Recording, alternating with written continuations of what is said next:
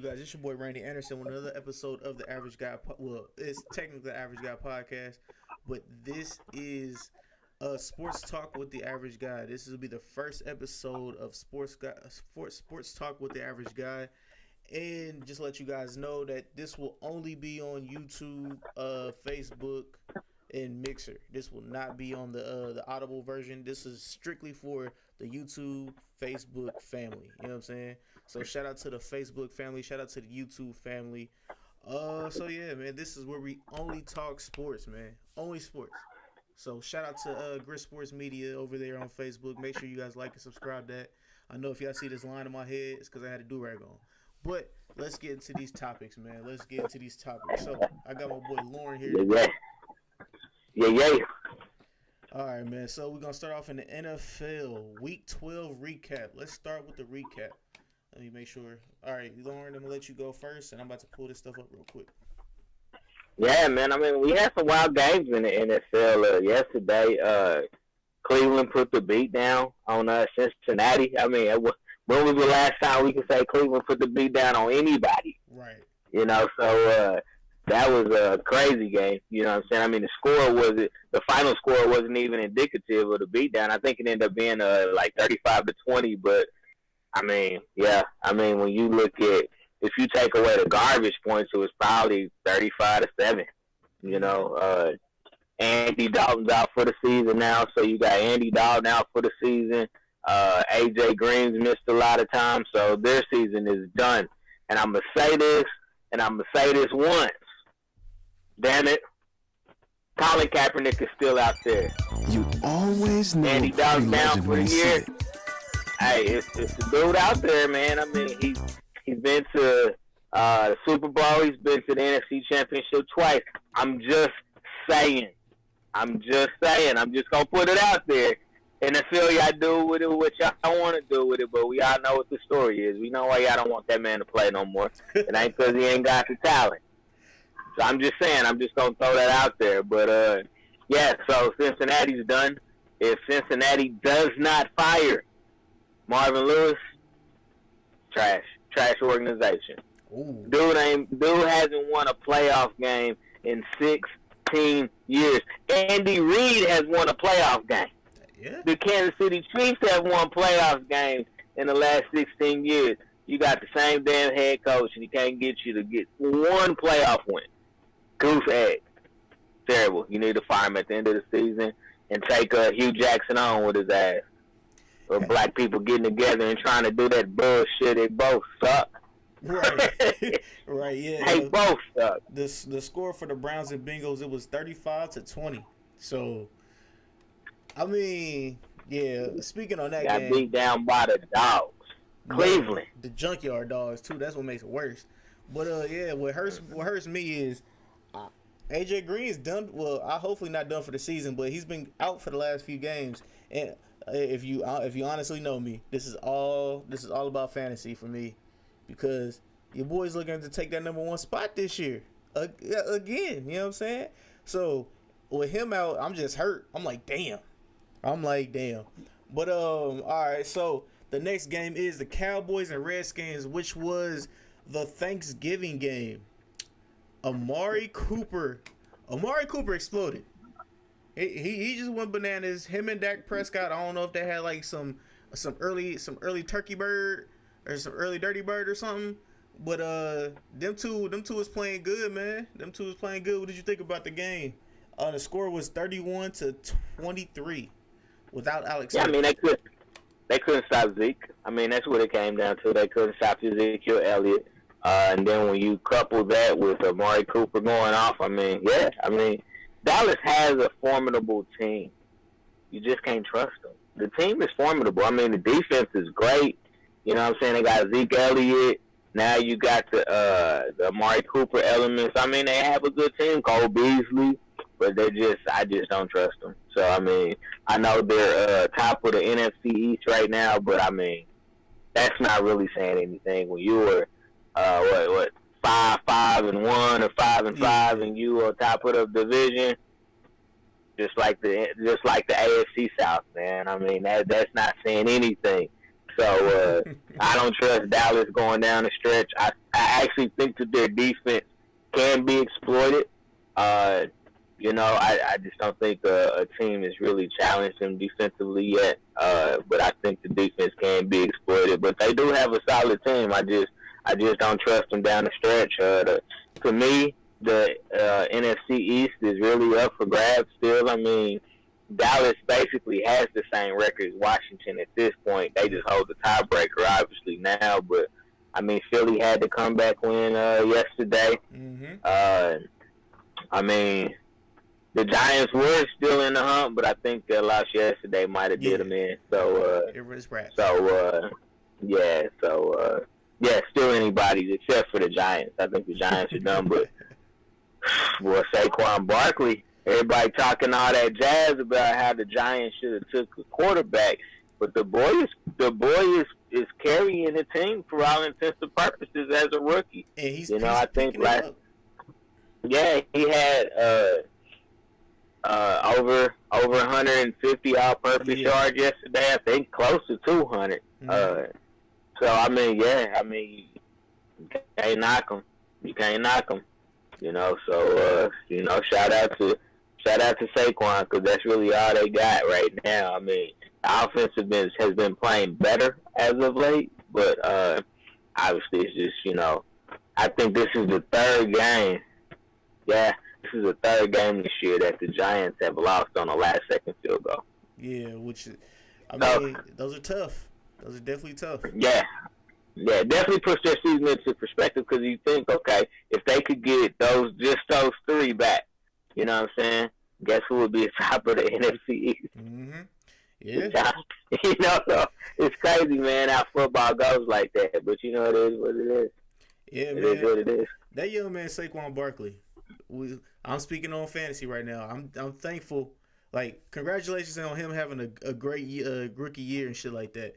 But the dude, one of the people that's in the bottom tier, has him, and right now he's on a rampage with like 30-point games damn near, and I'm just like, hey, I'm just glad you way down there, you not in the playoff hunt, because you would be dealing with that would be something. I got Ezekiel Elliott and stuff like that, but dealing with that and a couple other pieces, he has Kareem Hunt as well. That would be scary for the playoff run. All right, so the Seattle Seahawks in the Panthers game. Did you watch that? Cam Newton. I don't know. Russell Wilson. That is, I don't know what I can even call that team, because when Russell Wilson does good, that whole team does good. Literally, that team is run off of Russell Wilson's willpower. Honestly, if we want to be honest, that defense is still iffy.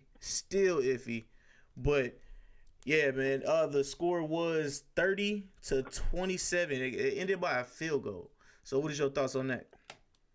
I mean, we talked about this when we were talking about quarterback rankings, man, and I said Cam was just he wasn't that elite level quarterback for me, and I think you're starting to kind of see some of that with North Turner as a new coordinator. He wants to push the ball up the field, and that's not necessarily Cam Newton's game, So I think, there's just still those offensive struggles. Seattle, I mean, hats off to Pete Carroll. This is probably his best coaching job of his career. You know what I'm saying? Because he doesn't have the Legion of Boom anymore. They're all gone. Yeah. The line is different now. So, yeah, I mean, shout out to Pete Carroll. They are number one in rushing offense, and I believe dead last in passing offense, just to put it in perspective. And I'm sure everybody thought, probably about game 5 or 6 that they were done. This season was over. But, I mean, they have won 3 in a row now.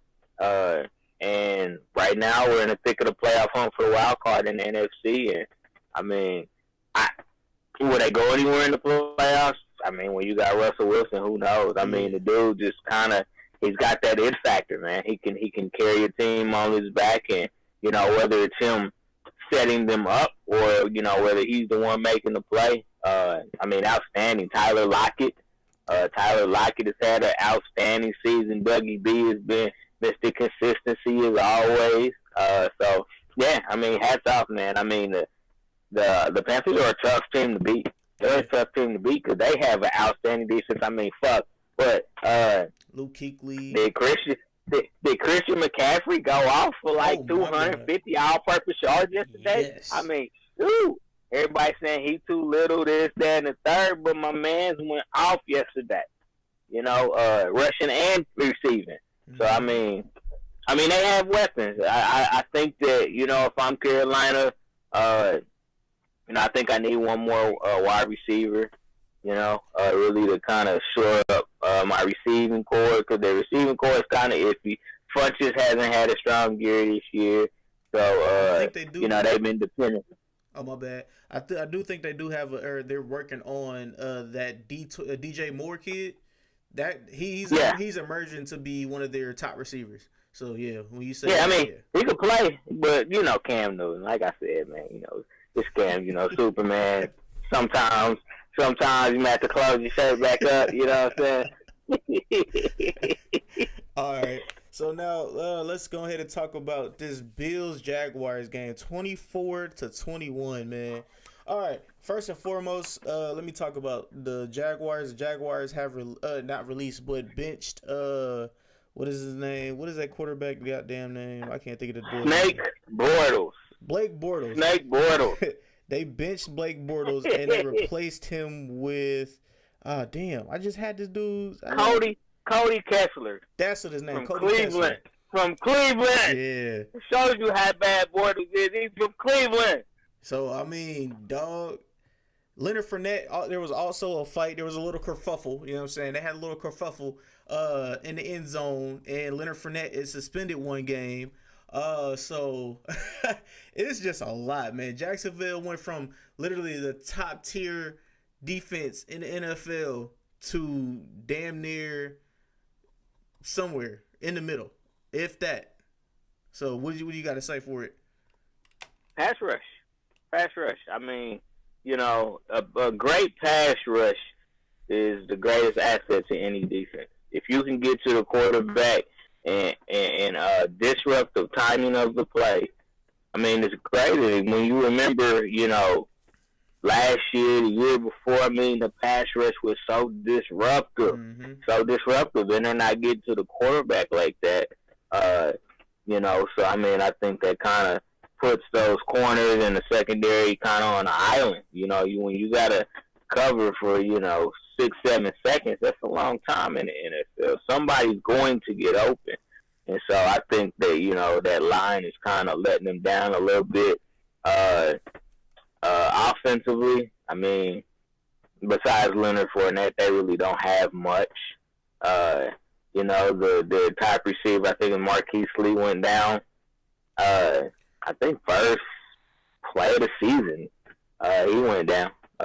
So, you know, that was their biggest offensive weapon right there. That could actually stretch the field, and I mean, like Bortles. I mean, again, let me say this one more time, NFL. There's a guy by the name of Colin Kaepernick, man. He's just sitting out there training. He's ready to play whenever somebody want to bring him in. I'm just saying. I ain't telling y'all what to do. I'm just saying. He been to the Super Bowl and 2 NFC championship games. I'm just saying. Do what you want to do. I just want to kind of throw that out there, man. I just want to throw that out there. But, hey, shout out to Leonard Fournette because he got hood. I'm talking about hood. If you watch that, this dude came in, shoved the dude, and then he bodied up. Like, he bodied right up. He pushed him and then bodied up. I was like, dang, boy, my dude didn't want hood on him. You know, Leonard Fournette's a big boy. Oh, yeah. You know what I'm saying? He's not a tiny running back. He's 6'2", 235. So, you know, yeah. Shout out to my boy Lenny Lynn. You know what I'm saying? Because Lenny Lynn, hey, I'm going to put it to you like this. He got his money worth for that one-game suspension. He got his money worth. So I'm going to give it to him. You know what I'm saying? I'm going to give that one to Lenny Lynn because he knuckled up a D lineman. Oh yeah. He knuckled up on a D lineman. It wasn't no cornerback or something like that. It was a defensive lineman. So, Yeah, man, I wasn't mad at Lenny Lynn. I saw him knuckle up real quick. I said, and he wasn't even in the goddamn play. That's how serious it was. Like he came from the sideline and was like, nope, not gonna do my boys like that. Knuckled up on him. Yeah, hey man, Leonard Fournette, my man's went straight Jacksonville. He wasn't playing no games with these niggas. He went straight Jacksonville niggas. He was like, oh, we banging? Okay. Went back to the swamp on him. Boy, I thought that nigga had gold teeth for a second. I was like, God damn. What the fuck? This nigga said, let's go. Oh, right, man. So, yeah, man. Blake Bortles, dog, it's wrapped for you. Unless they move to, if I say Florida, France, or whatever the fuck they trying to move out of state and shit like that. You not going to be a good quarterback, dog. Nah. He should look. They made a mistake last season. You were this close to the Super Bowl, and granted, he had a great game in the championship game. I don't want to take that away from him. You knew they were simply a quarterback away. You know what I'm saying, from really being a dynamic team. But now, nah. They waited a year too late. You know what I'm saying, and now it's hurt your defense. You know what I'm saying? Cause matter of fact, I don't know if you knew this, but a report came out that they said that Jalen Ramsey was a tradable asset. Word? They said Jalen Ramsey was a tradable asset, and don't get me wrong, he talked too much, but that's what some corners do. Marcus Peters talks stuff. Richard you know what I'm saying? If you go back, Sharmy do. If you go back in the day, Deion used to talk stuff. Rod Woodson. You know what I'm saying? Dale Carter. What's my guy? What's my guy's name? Man, I can't think, man. Corner used to yap all the damn time. I cannot. Charles Woodson. Yeah. He used to chirp all the time. So, yeah, man. That's what corners do. But he's an all-pro corner. So, yeah, you know what I'm saying? So, they better not trade him. Boy, tell you that much. If they trade him, dog, somebody gonna be happy because that cornerback position is a very key position, and literally, I don't know if they still have AJ Boye, but if they don't have AJ Boye and they get rid of Jalen Ramsey, that cornerback, the backfield in Jacksonville is garbage. Yeah, Boye's still there. Oh, Boye's still there? Okay, so yeah, it won't be as strong. You know what I'm saying? It won't be as strong as it was. Oh, hold on. Yeah, it won't be as strong as it was once before, with Jalen Ramsey and AJ Boye, because AJ Boye is really fucking good. He is literally I think he's allegedly their number one cornerback, and Jalen Ramsey is just like the really loudmouth number two guy. You know what I'm saying? So, yeah. Hey, AJ Boye, man, that's a fucking corner. All right, so let's talk about this Chargers-Cardinals game, man. The Chargers are on the tear, and that's no pun intended because I'm not trying to say anything about Melvin Gordon because that is terrible. Rumor was that he tore his ACL, but thankfully it's not that. If I'm looking at it right, he didn't tear his ACL. It was just a knee injury or something like that, or a hamstring. So I'm glad he didn't tear his ACL, but without Melvin Gordon, I don't see the Chargers continuing their great season. I really don't. And the score was 45 to the Cardinals 10. So, what's your thoughts, Lauren? You know, they got him out a little bit too late. They pulled him a little bit too late. Because Phillip Rivers, he got pulled at the end of the third quarter, I believe. Mm-hmm. And it was just kind of one of them plays that they had drawn up that they were waiting to call. You know what I'm saying? And he ended up tearing his MCL. Is what he ended up. Yeah. So he's week to week. You know, MCLs are just everybody heals differently. So he could be out 3 weeks. he could be out, through the rest of the season and be back for the playoffs. So it just kind of depends. It does change the dynamic of their offense, but I do like Austin Eckler as a backup. I think he can, while he won't provide the exact same, it'll kind of be kind of like a LeBron James, not LeBron, but a Le'Veon James Conner type of thing where, he can pick up most of the slack and give them a solid work out the backfield. But, yeah, they are on a tear. Everybody's talking about, the Chiefs and everything like that. But I think San Diego, or L.A., I'm sorry, is literally just one game behind the Chiefs in the AFC West. So they definitely keeping a pressure on Kansas City. Yeah, they're having a fantastic season, but, they've had this before. And then it all fell apart, as soon as they got in the playoffs. So, it's kind of that Phillip Rivers syndrome. Yeah. You know what I'm saying? Where they can't cross over that hurdle. And it's going to be some really tough competition when you think about the Chiefs, the Patriots, even Pittsburgh, and we'll talk about this in a little bit. Pittsburgh is struggling at the moment. They're still an offensive juggernaut in a lot of ways. So it's going to be some tough competition for the Chargers going forward.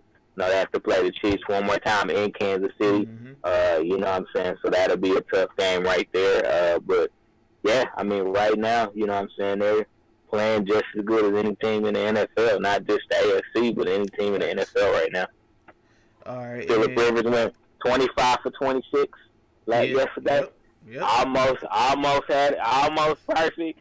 He tied the record for most completions before an incompletion. So, shout out to him for tying NFL history, man. He's having another great season, but he's had a lot of great seasons. Now it's, it's the same as we talk about, the Chiefs, Andy Reid. Like, you gotta start winning playoff games now. Great seasons aren't good enough. Because Phillip Rivers is a Hall of Famer. Oh yeah. But he just can't win that big game. We got close with when LaDainian was still there. LaDainian Tomlinson was still there. They got close, but didn't quite get it. All right, we got the third co-host. What's good, Corey? What's going on? All right, so right now we're talking about the Chargers and the Cardinals game. Did you have anything that you wanted to speak on real quick about that? Oh, man, it was good game, man. Phillip Rivers does what he always does. This goes to show you, said I've always thought they've kind of written them off over the past few years because, San Diego / Los Angeles has struggled. They're usually a middling team, probably around 9-7 to 7-9 every year. So, this is just what happens when, the defense steps up and, they have a good run game to complement what Phillip Rivers does on the field year in and year out. And, shit, man, they, it was the Cardinals. The Cardinals are, a bad team this year, but it's still impressive to go 28 for 29. Set an NFL record, 25 completions to start the game. I remember him doing something like that against the Chiefs years ago, Monday night game.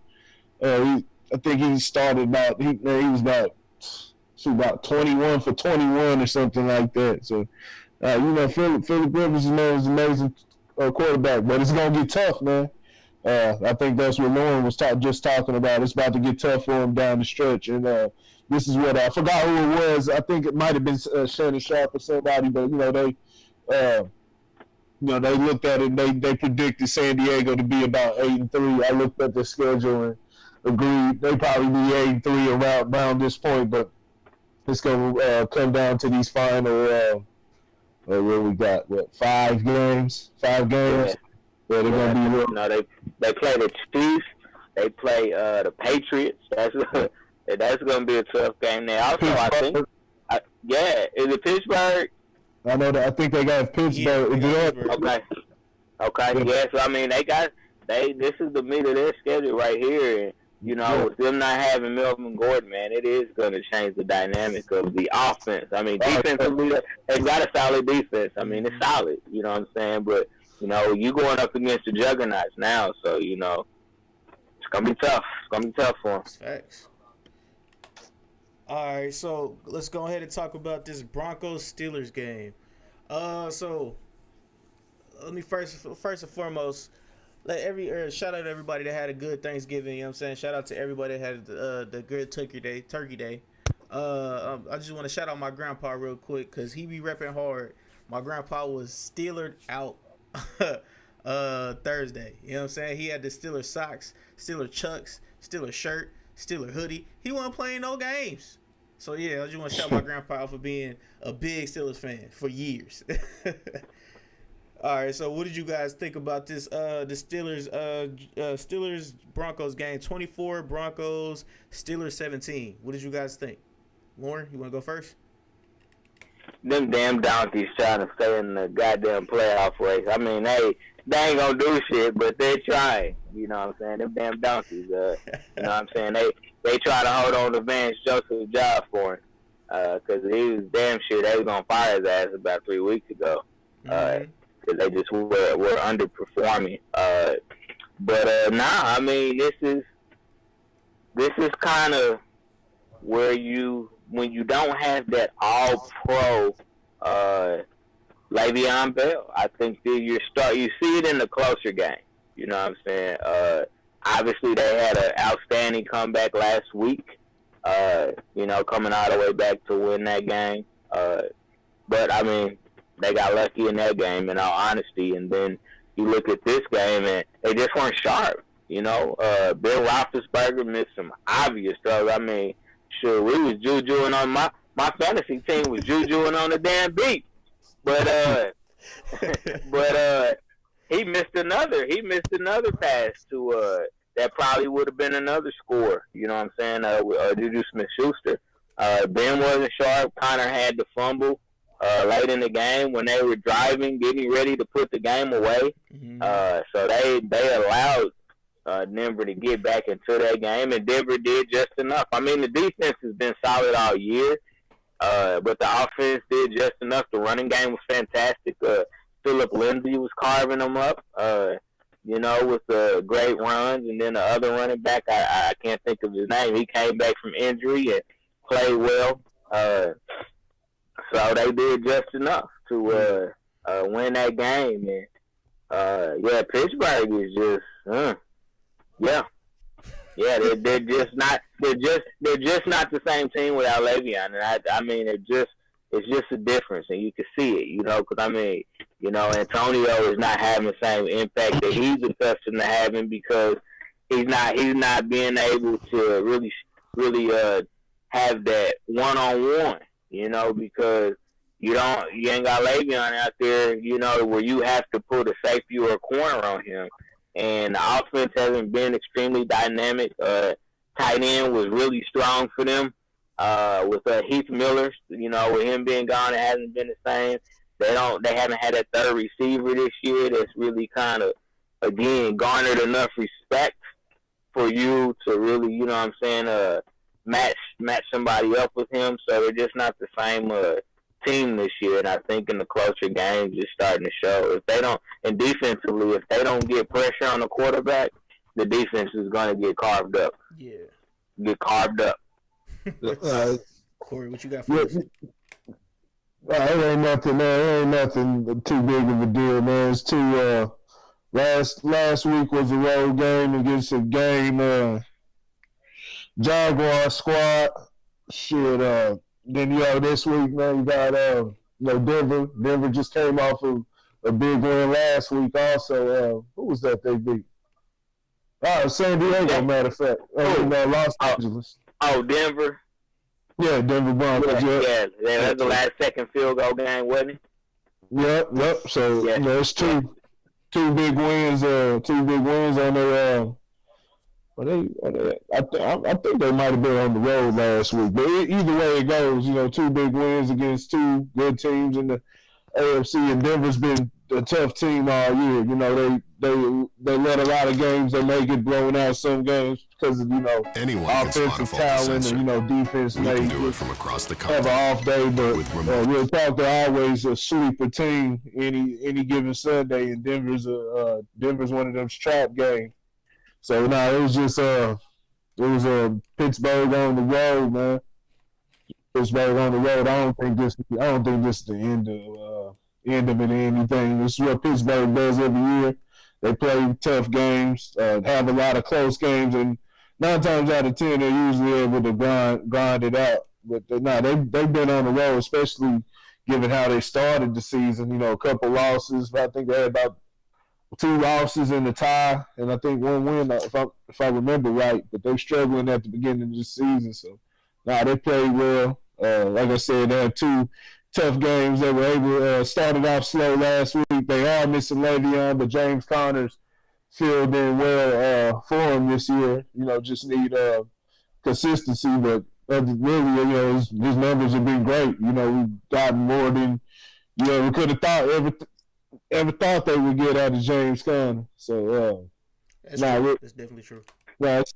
It's not it ain't over yet. What you got, Lauren? Damn it, it's not the same team, Corey. Damn it, it's not the same team without Le'Veon, man. Oh, no, it's not the same. It's not the same. He's still doing well, though. I'll just mess with you. Like I said, they're just not as dynamic. Like, they're still a really good team that can be anybody. They're just not as dynamic this year. You know what I'm saying? So they're definitely a good team. I don't think that their season is lost. I'm just not sure. Like, they have a really shitty road record this year, and they're gonna have to go on the road to win a playoff game. With the loss yesterday, that puts them behind New England now from a seeding perspective. They're now, I believe, the 3 seed, so they won't get the first round bye. And I mean, Houston is coming. You got San Diego. So really, the only thing that's going to help them is that the AFC North isn't strong. Right. So otherwise, I mean, they probably could easily have been a fifth or a 6th seed, but the NFC North is, or the AFC North, I'm sorry, is trash. You know what I'm saying? I ain't gonna say it's trash, but it needs work. It's been different because, I mean, think about it. Like, I mean, Cleveland is played, beyond what we expected from them. Granted, that's not saying a lot. They do look a lot stronger. They look like they could actually be a good team next year. With the right coaching and leadership. Baltimore is always strong. I mean, the defense is always great. Quarterback situation. I mean, I think the job is still Joe Flacco's, but wins say a lot. So it's his hip. If he's still having hip issues and Lamar Jackson keeps winning and gets better week by week, you never know what can happen there. And in Cincinnati, we already talked about Cincinnati. You know how I feel about Cincinnati's ass. Get out of here with that shit. It's always a major injury, and always some happens. Always in Cincinnati. Now they got the 2 damn brothers, Corey. They got the 2 damn brothers sitting over there in Cincinnati fucking shit up. What's wrong with you? Fucking Hugh Jackson and Marvin Lewis, man. Both they asses out of there, man. Go get Go get Raheem Morris. He do a better job. You know what I'm saying? You want to go get a black coach? Go get Raheem Morris. What's the dude name? Dallas. Go get where Lovie Smith at? Lovie Smith. Oh yeah, I forgot about Lovie, man. Where Lovie at? I don't know what Milk Dud had at, man. I don't know what he doing. I don't know what he doing. They did him dirty in Tampa. I'm talking about dirty. No Vaseline with that one, man. They ain't no better. Tampa Bay is no better than they were when he was coaching. That's true. They thought Dirk Cutter was gonna come up in there and fix Jameis Winston. I'm like, you ain't fixing Crab Leg. Crab Leg ain't fixable. Yeah, he's not fixable. So yeah, man, they did my boy Lovey dirty, man. That speaks to the structure of the NFL from a coaching perspective. That's one of those situations that lets you know it's still a goddamn good old boy system. Because any other coach, now let me just be frank. Any other white coach would still have had that job. They would have gave him another chance. They would have gave him another chance. You know what I'm saying? They had Dirk Cutter in there, and that was enough to say, man, you know, we cool. You know what I'm saying? We're going to go ahead and go in another direction. Kiss my damn ass. Lovie Smith, he's been good everywhere he's went. Tampa Bay, Chicago. I mean, he don't put you over the top. You know what I'm saying? But, you know, we all live and we learn. You know, maybe he was a coordinator away.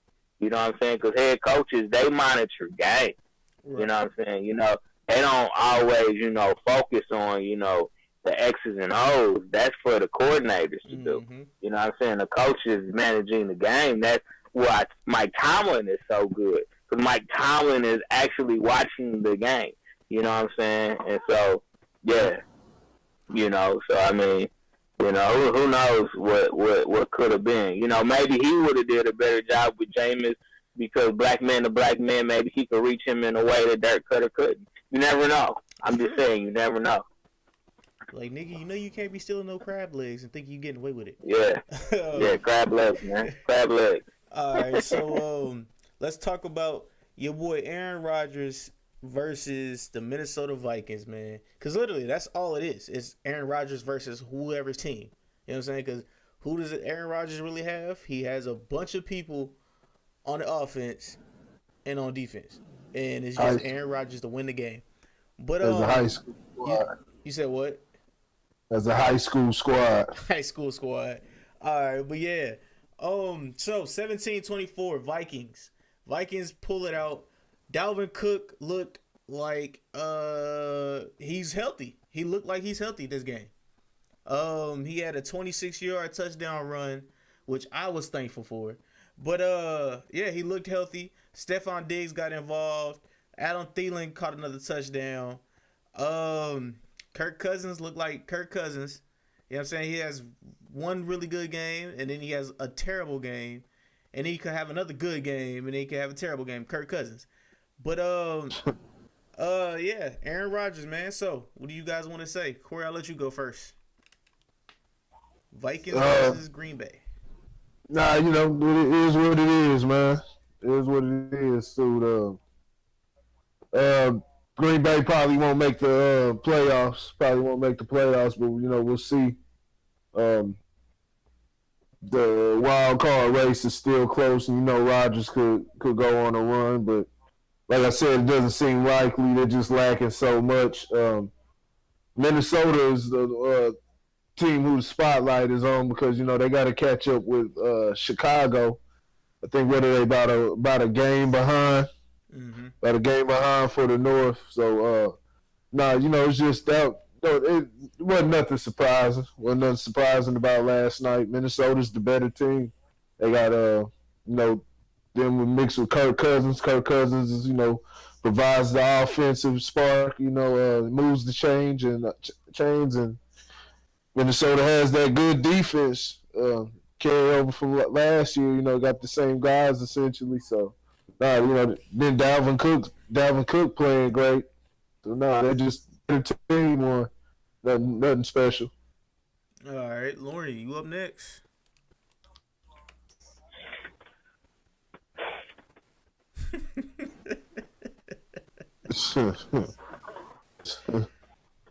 I'm blaming this shit on two fucking people. God damn it. You got Aaron motherfucking Rodgers. And you have Aaron Jones, which they just now figured out he's that damn good. Like, Aaron Jones is actually good. Blaming this shit on goddamn Mike McCarthy and Ted Thompson. I get that one to you. Mike McCarthy, the head coach, and Ted Thompson, the general manager. When you waste a talent like Aaron Rodgers because you don't want to get rid of motherfuckers, You don't want to move on from people that are past their prime. This type of shit happens. This type of shit happens right here. You know, the defense has been terrible for pretty much all of Aaron Rodgers' career. Terrible. You know what I'm saying? I mean, they had a couple years where they weren't good, but they could get turnovers. But the defense has been terrible. You know what I'm saying? For the whole Aaron Rodgers regime. I think that they actually have weapons. I just think that Mike McCarthy is a shitty play caller. I think Mike McCarthy is a shitty play caller. You know, he's trying to all of a sudden, you know, mix the run with the pass, and so he's running at the wrong damn time, passing at the wrong damn time. I mean, it's terrible, man. And I watched that game last night, and I was like, you know, you go for it on 4th and 1. Now, I'm not saying, again, I just got done saying Aaron Jones is good. But on 4th and 1 with the game on the line, really, you pay Aaron Rodgers all this money and you not going to put the ball in his hands? At least put it in his hands and let him fuck it up. True. Put it in his hands and let him fuck it up. You know what I'm saying? If you go down, you go down with the shit. You know? But, yeah, Mike McCarthy's terrible, man. You know? Ted Thompson, you know, I mean, he got lucky with Aaron Jones because Aaron Jones was drafted, I believe, in the 3rd round. Mm-hmm. But he was a first-round talent. He just went to a smaller school. You know, and I mean, now that they putting him out on the field, I mean, he's had 3 games in a row now where all-purpose he's over 100 yards plus each game, last 3 games. You know, I mean, they had weapons. Devontae Adams is a beast. Yeah. Devontae Adams is a beast. You know, Jimmy Graham. Look, the next team that gets Jimmy Graham, don't pay him shit. He's done. Jimmy Graham is done. His best years was in New Orleans with Drew Brees. He's done. Like, he just needs to go right off into the sunset, man. He's done. The other two rookie receivers they have, I mean, they got some weird names, so I'm not even going to fuck them up. You know, but they're good. You know what I'm saying? I mean, they've had the injury bug, of course, with Randall Cobb. You know, Randall Cobb was Mr. Dependable. You know, Geronimo Allison. You know what I'm saying? He can play. He's had, you know, some injury issues. So, but I mean, that's any team in the NFL. You know, everybody gets the injury bug. That's never an excuse. You know what I'm saying? That's why I said fucking Mike McCarthy and Ted Thompson. Those are 2 dudes they need to say, hey, it's been a great run. It's time for y'all to go. And I'm not saying that Mike McCarthy is a bad coach. I'm not saying that Ted Thompson is a bad general manager. But damn it, when you got the same people for 10+ years, anybody's gonna get stale. True. Anybody's gonna get stale. You know, so I mean, it's just time for him to move on and need some fresh blood. You know what I'm saying? But I'm gonna tell you right now, if Mike McCarthy is not gone. After this, if Mike McCarthy is the coach of the Green Bay Packers next season, if I'm Aaron Rodgers, I'm asking for a trade. Ooh, trade me. Get me the fuck out of here. Wow. You heard it on the Average Guy podcast. If Mike McCarthy is the coach next year, Aaron Rodgers, discount, double check that shit and get the fuck out of Green Bay. Yeah. Wow. Even with the little pay raise that he got, hey, y'all heard it first. Hey.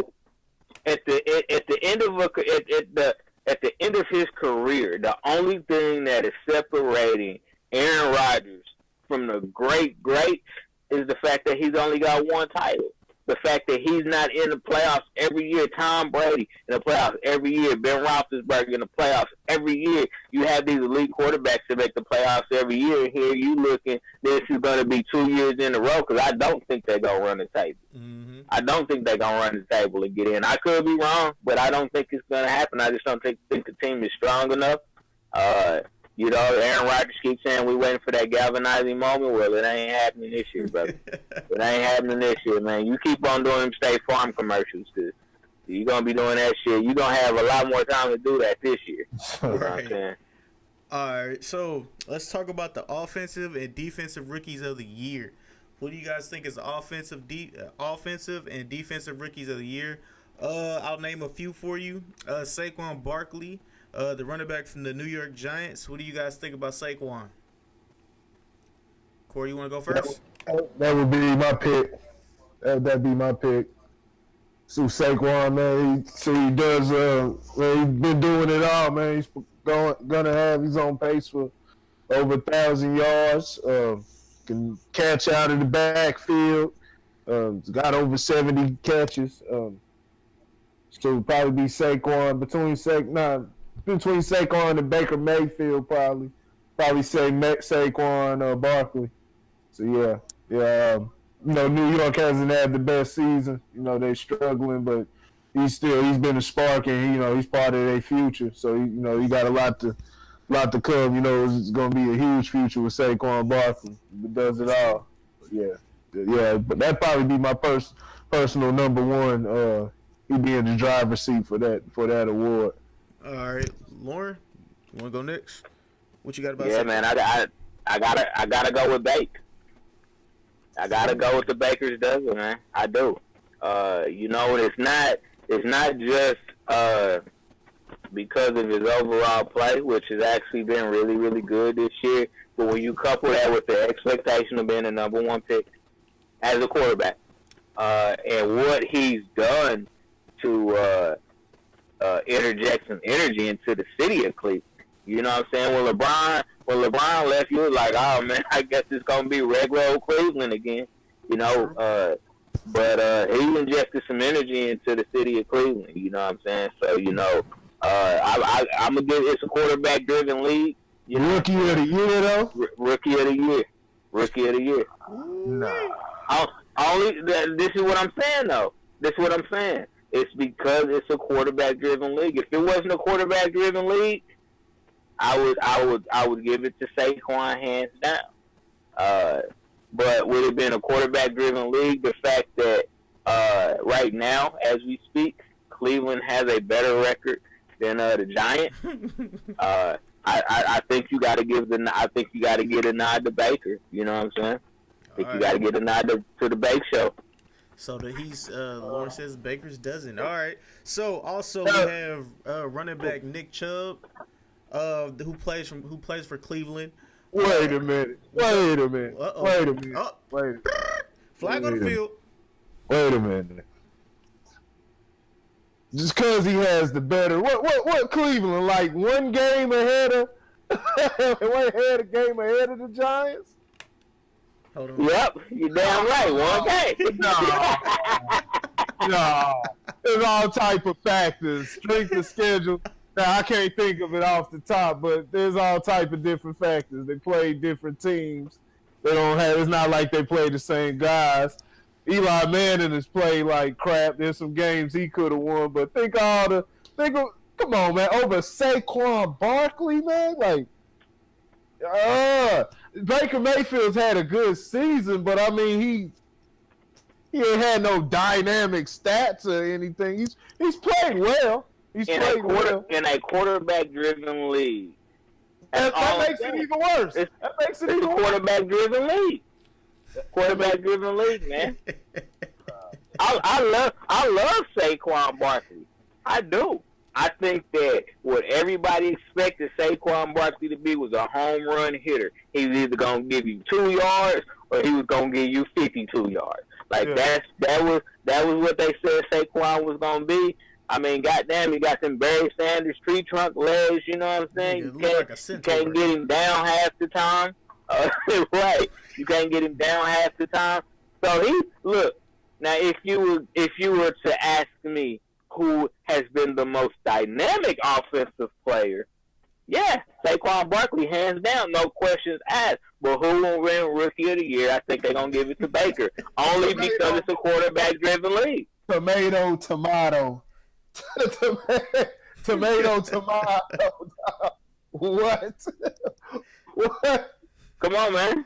Oh, so Saquon's the man. Who would you rather have? You'd rather have Baker Mayfield or Saquon Barkley. If you had rather take one, say you had the quarterback and running back position left, and you had to field one, and you had the number one draft, who are you going with? Baker Mayfield or Saquon Barkley? I mean, we seen what Cleveland did, and these niggas got Nick Chubb, and Nick Chubb came out of nowhere. So I'm just saying.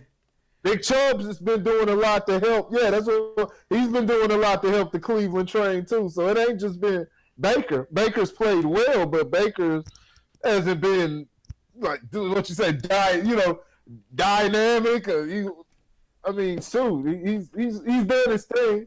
He's played well enough, but it's a quarterback-driven league.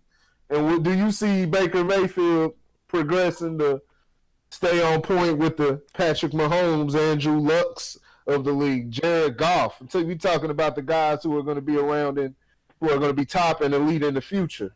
You know what I'm saying? Here's what I'm going to say about that. Number one, you see what's going on in Philly right now. You know what I'm saying? Patrick Mahomes, I mean, shit. Corey, if you had the damn weapons Patrick Mahomes had, you would be the rookie of the goddamn year. Oh, wait a minute. Wait a minute. No, I'm not just going to say that about Mahomes, because Mahomes has a lot of mechanics. It's not just weapons with Mahomes. It's weapons mixed with what Mahomes does. Mahomes has a lot of mechanics, and he can make pretty much any throw possible. I mean, just how valuable it is to have a quarterback that can be in a full sprint and contort his body, you know what I'm saying, without decelerating or anything, and make a perfect spiral to the player right on target. That speaks volumes, you know what I'm saying? And Mahomes is able to do that. So you telling me that if he was throwing to Albert Wilson and Chris Conley, he'd be it'd be a struggle. He'd probably be sitting at 6-4, 4-6 like Rodgers or something. But you would still know he's a threat. Yeah, I'm not taking away the dynamics. The young man is outstanding. Mahomes, he's gonna be a force to be reckoned with. Barring injury, Mahomes is going to be an elite quarterback for the next decade in the NFL. So you believe he's elite right now? Do I believe he's elite right now? Yeah. I believe he's an elite talent. Yeah. I need to see it again. So everything he's doing, not everything. If he does 80% of what he's doing this year, next year, then I think that puts him in elite status. But look at Carson Wentz. Carson Wentz had this season. Granted, he went down to injury. This year is not the same team. It's not the same. It's not the same Carson. So I will give him elite talent right now, but I at least need to see it for one more year before I crown him king. You know what I'm saying? Because he's hey, as my man Stephen A says about Aaron Rodgers, I'm saying about Pat Mahomes. He's a bad man. He's a bad man, but I just gotta see it. I just gotta see it one more year. Yeah, I just had to jump out. I got to jump out the window on Pat Mahomes so I can be the one that said, "Hey, I told y'all so. I told y'all he's supposed to be Hall of Fame." Same with Jared Goff. Same with Jared Goff. I need to see it. I need to see it one more year because that rookie year he had, I was like, whoa. Yeah, I mean, but he had Jeff Fisher, who fucked up Vince Young, who was a really good quarterback. Like I don't care if he was unorthodox. Like Vince Young was a good quarterback, but Jeff Fisher, like the organization didn't put the right people to really hone his skill and take it to the next level. You know what I'm saying? Jeff Fisher, he's had no business being a coach in the NFL for quite some time, even when he was coaching. You know what I'm saying? He'd be good for a college program like a Rutgers or some shit like that, but he had no business being in the NFL. You know what I'm saying? He just, I mean, he just wasn't. It wasn't his sport.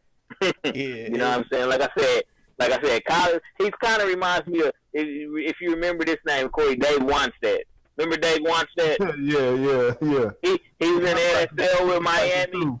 Yeah, he was so, right? Yeah, he goes off to college and actually is a great college coach. Yeah. That's Juan said right there. So yeah, I need to see it. You know what I'm saying? But like I said, look. You are talking tomato when we're talking about Saquon Barkley and Baker Mayfield. Yeah. You are talking tomato. You know what I'm saying? Who do I think is a better player? I'm gonna give you Saquon.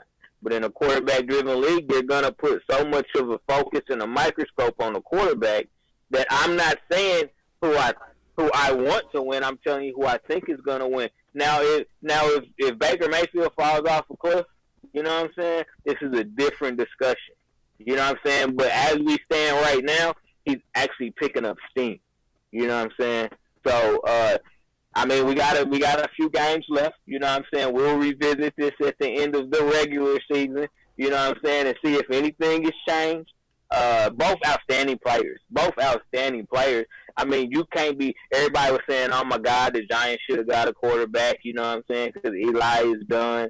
You know what I'm saying? But I mean, you see what happens when your line actually blocks for you a little bit. Even with Eli, you can stay in the game.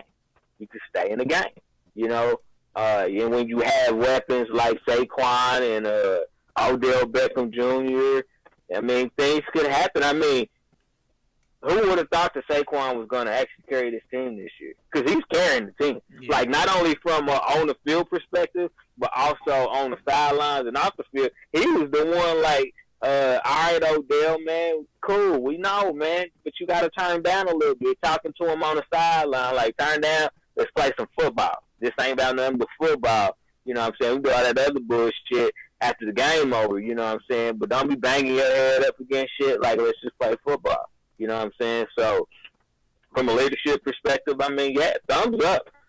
Nick Chubb, bad motherfucker. Sony Michel, bad motherfucker. You know what I'm saying? Don't forget about Sony Michel. He changes the dynamic of the whole New England offense. He really does. And when they running game is strong, it's really hard. It's really hard to defend the Patriots.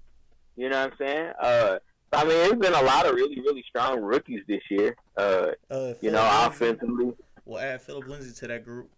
Yeah, from Denver. I don't put Phillip in that group, but he's good though. He's good. I don't think you can put him in the conversation for Rookie of the Year, but he's having a really good year though. You know, Denver's always had a strong running game for the most part. You know, that zone blocking scheme, Terrell Davis. They've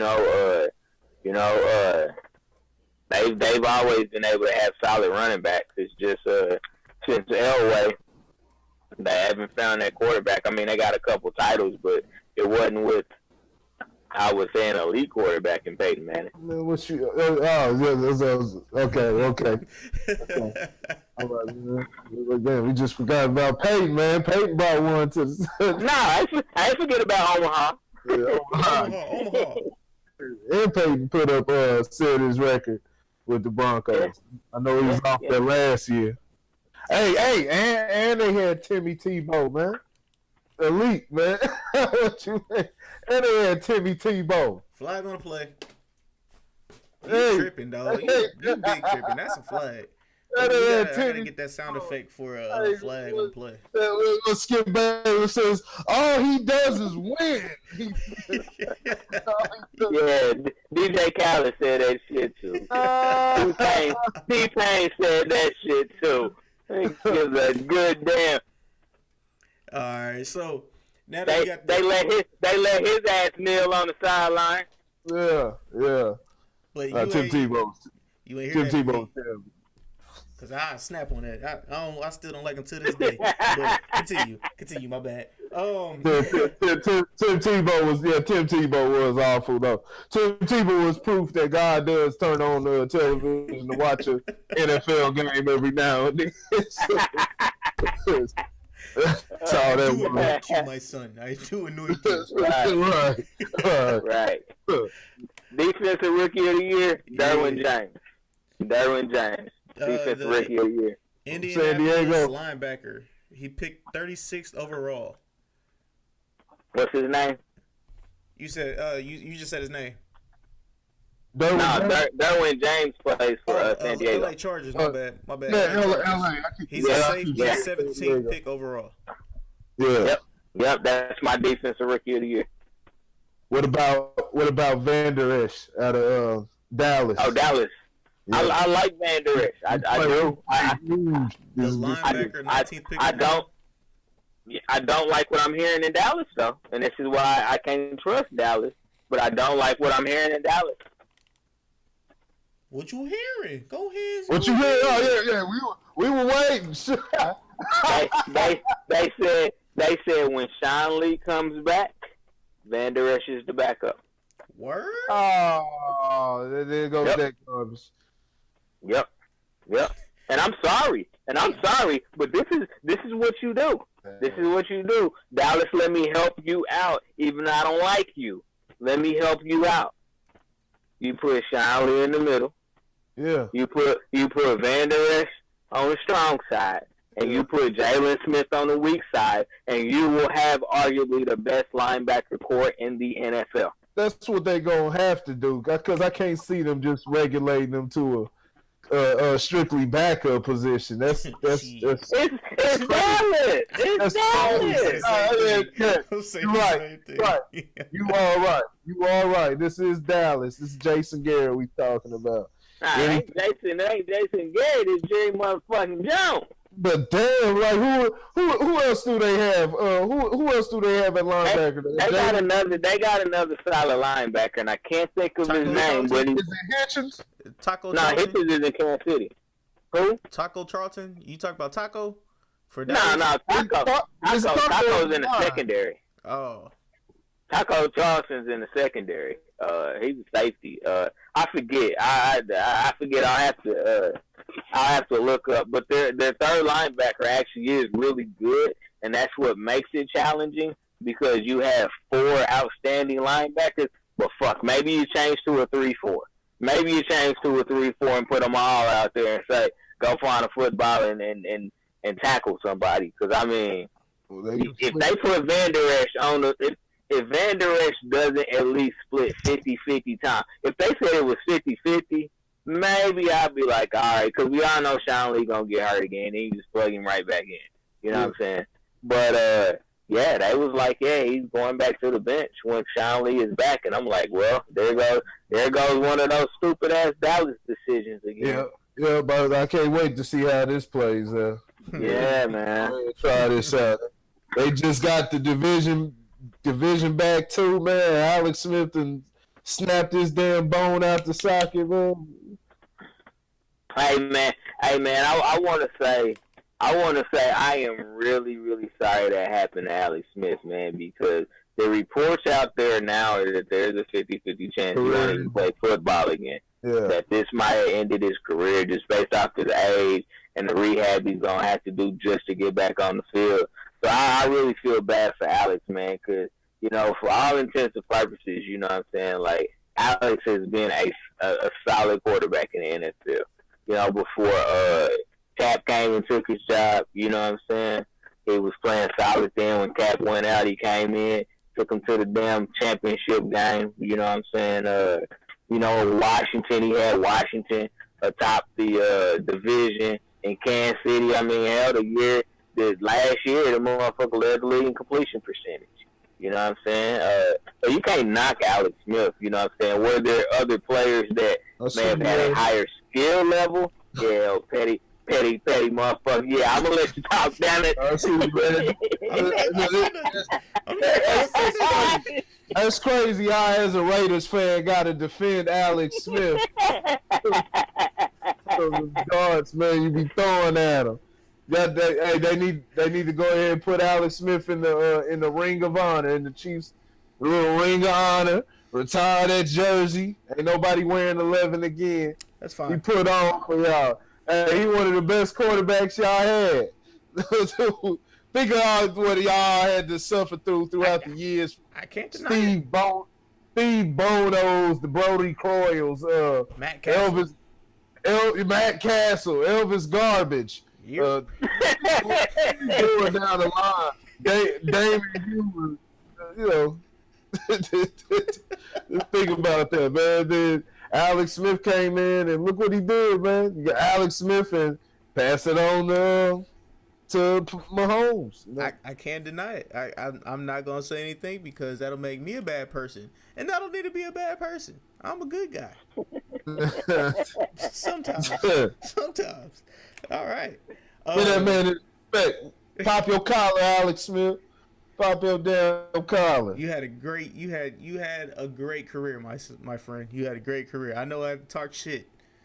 It's well deserved, but you had a great career. And it was amazing. It's amazing how it popped up. Just to add down to it, it's amazing how it popped up. Because think about his first few years that he was in the league. You know, he was the number one pick, and it looked like he was a bust. And then just out of nowhere, Harbaugh. And when Harbaugh came on the scene and everything, and that's when Alex Smith. That's when everything changed. And, coaches do change players, and like once a person gets picked by a team that actually will actually focus on them and like can actually help them out. Coaching staffs are key in NFL. Because if you get somebody just off of hype, it's not gonna work. That's why they need to get Bill O'Brien ass out of Houston. Facts, big facts. He need to get the fuck on out of here before Deshaun Watson get hurt. He gonna get Deshaun Watson killed. You don't do design quarterback runs with Deshaun Watson. You just let him play football. Yeah. You don't need to call no design runs, and damn sure not no option play. Facts. You know what I'm saying? You know, Deshaun. You know, he a nigga, man. They see a nigga, they say, hey, run, nigga. They put them all. You said we all look alike, huh? Yeah, hey, what old boy say on the broadcast back in the day? They said they all said because of slavery. Said they're descendants of slavery, so they run fast. Hey, put them to work. Put them legs to work, niggas. So you saying Andy Reid? Well, hell, Andy Reid do the same shit too. I can't really say he don't, because Patrick Mahomes being some, but he doesn't have design runs. Like the read option is a little bit different, especially when you got a Kareem Hunt. Yeah. But he doesn't call like, all right, we're gonna do a design quarterback sneak. Like he's not doing that unless it's 4th and 1. You know what I'm saying? And you spreading the defense out. You know, that's a little bit different. But when it's 2nd and 10, don't call no damn quarterback run. Right. He's not Randall Cunningham. Stop it. But shoot, you gotta give it to Andy though. Shoot, he let Donovan air it out though. That's true. That is true. I mean, but he let Donovan McNabb air it out. So. Hey man, I want to ask Donovan McNabb a question though. Why he get braids? I just want to know why Donovan McNabb went down that road and got braids. Play. God damn, what? All right. It was better than that afro, that weird ass afro he had.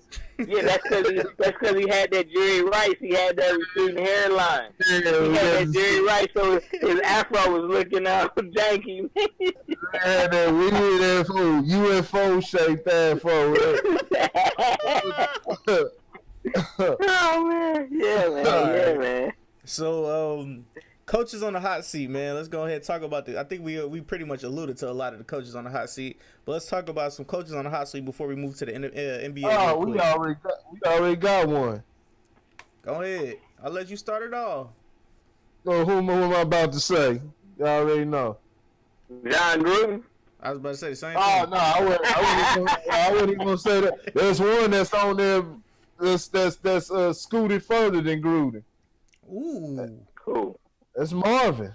That's Marvin Lewis. Oh yeah, that's Marvin Lewis. Yeah, you right. Hey, we can't say we can't say the Rudy Rule or whatever. didn't look out for a brother when it comes to Cincinnati, because that fool Marvin had chance after chance. He's been there since Chad Johnson before Ocho Cinco. Chad Johnson and and Hushmanzada, Palmer, and all them. Yeah, he's been there. Hasn't won nothing. Sometimes his team will fail. Usually games they play, they're always in contention. In the regular season. What they're doing this year is no difference from how inconsistent Cincinnati always is. And then when they do reach the postseason, something crazy happens, like that playoff game against Pittsburgh was at, I think, last year or the year before. They had all those penalties at the end of the game. It's like, how does some shit like that even happen? That just shows you have no control of your team at all, especially when you've been with an organization for that long and you still showing, because there were plenty of times where the Bengals had a lot of controversy going on, all through the years, and then leading up. Now you had at that point Pac-Man and Vontae's Perfect and a few other guys, and same old story. And so you've been with the organization for double-digit years now. You're a veteran coach, so you're supposed to have been able to, impose your will and expect something out of the guys in the same manner that Belichick does or something. Especially, you would think, especially staying with the same team for that long. But no, it's the same old shit, man, and they're just always inconsistent.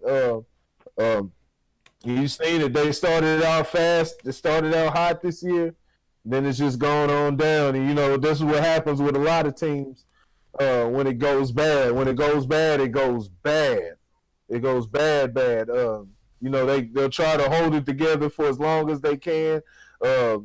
Still be a middling team. They're about 500, but once they can't hold it together no more, you see them yesterday on their own field to the Cleveland Browns. And we know Cleveland's played well, but still, being down 35-7 on your home field, that means you done lost control of everything in the same manner that same manner what's going down in Jacksonville. And that's what happens a lot in the NFL. So maintaining consistency in a league full of parity like we do now, man, that's just it's tough. It's tough as hell. So but Marvin Lewis, he just can't get those guys over the hump. So I'd put him number one. Marvin Lewis is number one on that list. Of course, Coach Gruden. You already know the story with him. Mike McCarthy. Oh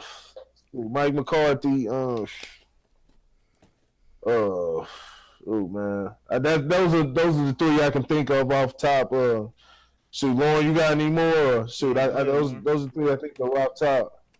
Bill O'Brien, get his ass out of there. For Houston, get his ass out of there. That's it. That's 7 straight saving them though right now. Right. Yeah. Yeah. It is, and it's gonna be to the detriment. I'm gonna give you a coach, but I'm gonna give you a coach that should be on a hot seat, but is not on a hot seat. And if he's not on a hot seat at the end of this season without AFC championship, at least a trip to the AFC championship is a problem. Who am I saying? You gonna talk AFC?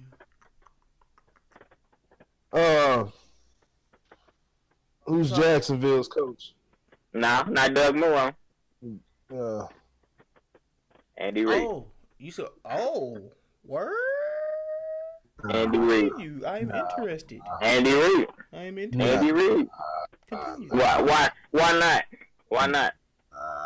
He's I agree with you.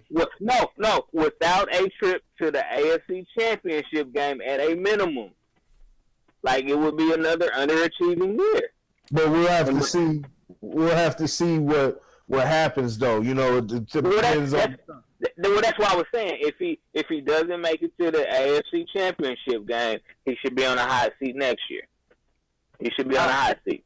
I wouldn't be quick. It depends on, because the fashion that you lose and how the team improvement are a lot of things, a lot of factors that you got to take into account.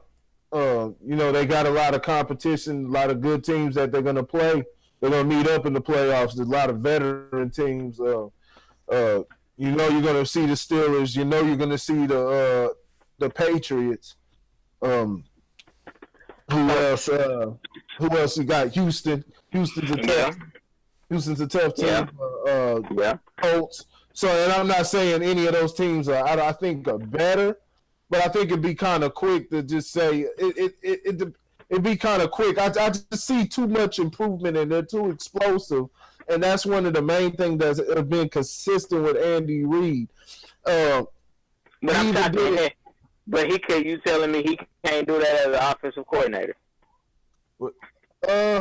I told you, you can make Andy Reid the highest paid offensive coordinator in the league, and I wouldn't argue with you about that. But when it comes to head coaching, clock management, he's still terrible. Yeah, he's still terrible. He don't have to worry about managing the clock because you're up by 21 goddamn points. He ain't got to worry about it. You know what I'm saying? That's all I'm saying. Like, from a head coaching perspective, like, he ain't got it to me.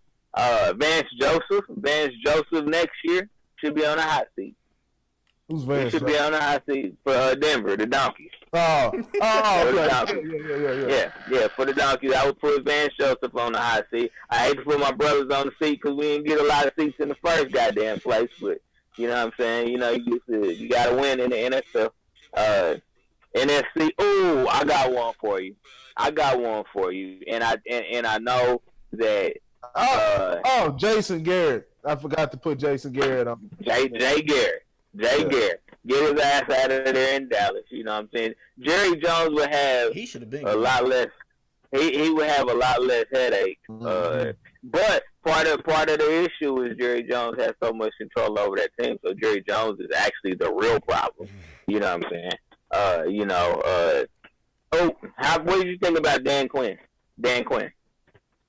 Now I know they just went to the Super Bowl, but do you think he's actually a good head coach? That's for Atlanta, ATL Shotty. I don't know because I'm still up in the air with their running game right now. Because honestly, they got 3 running backs now, and you know how I feel about running backs with a committee is it's not good. Because when Devontae Freeman comes back, if they don't trade him away or Tevin Coleman away, they'll have 3 good running backs.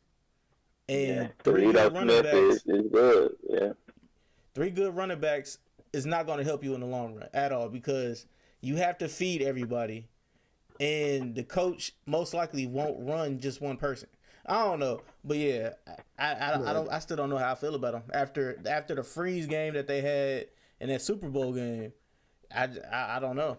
And then Julio Jones can't find Julio Jones in the red zone at all. So it's just like past 3 weeks they have though. Past few weeks though they've been able to find Julio, but yeah, they got Julio a couple balls in the red zone.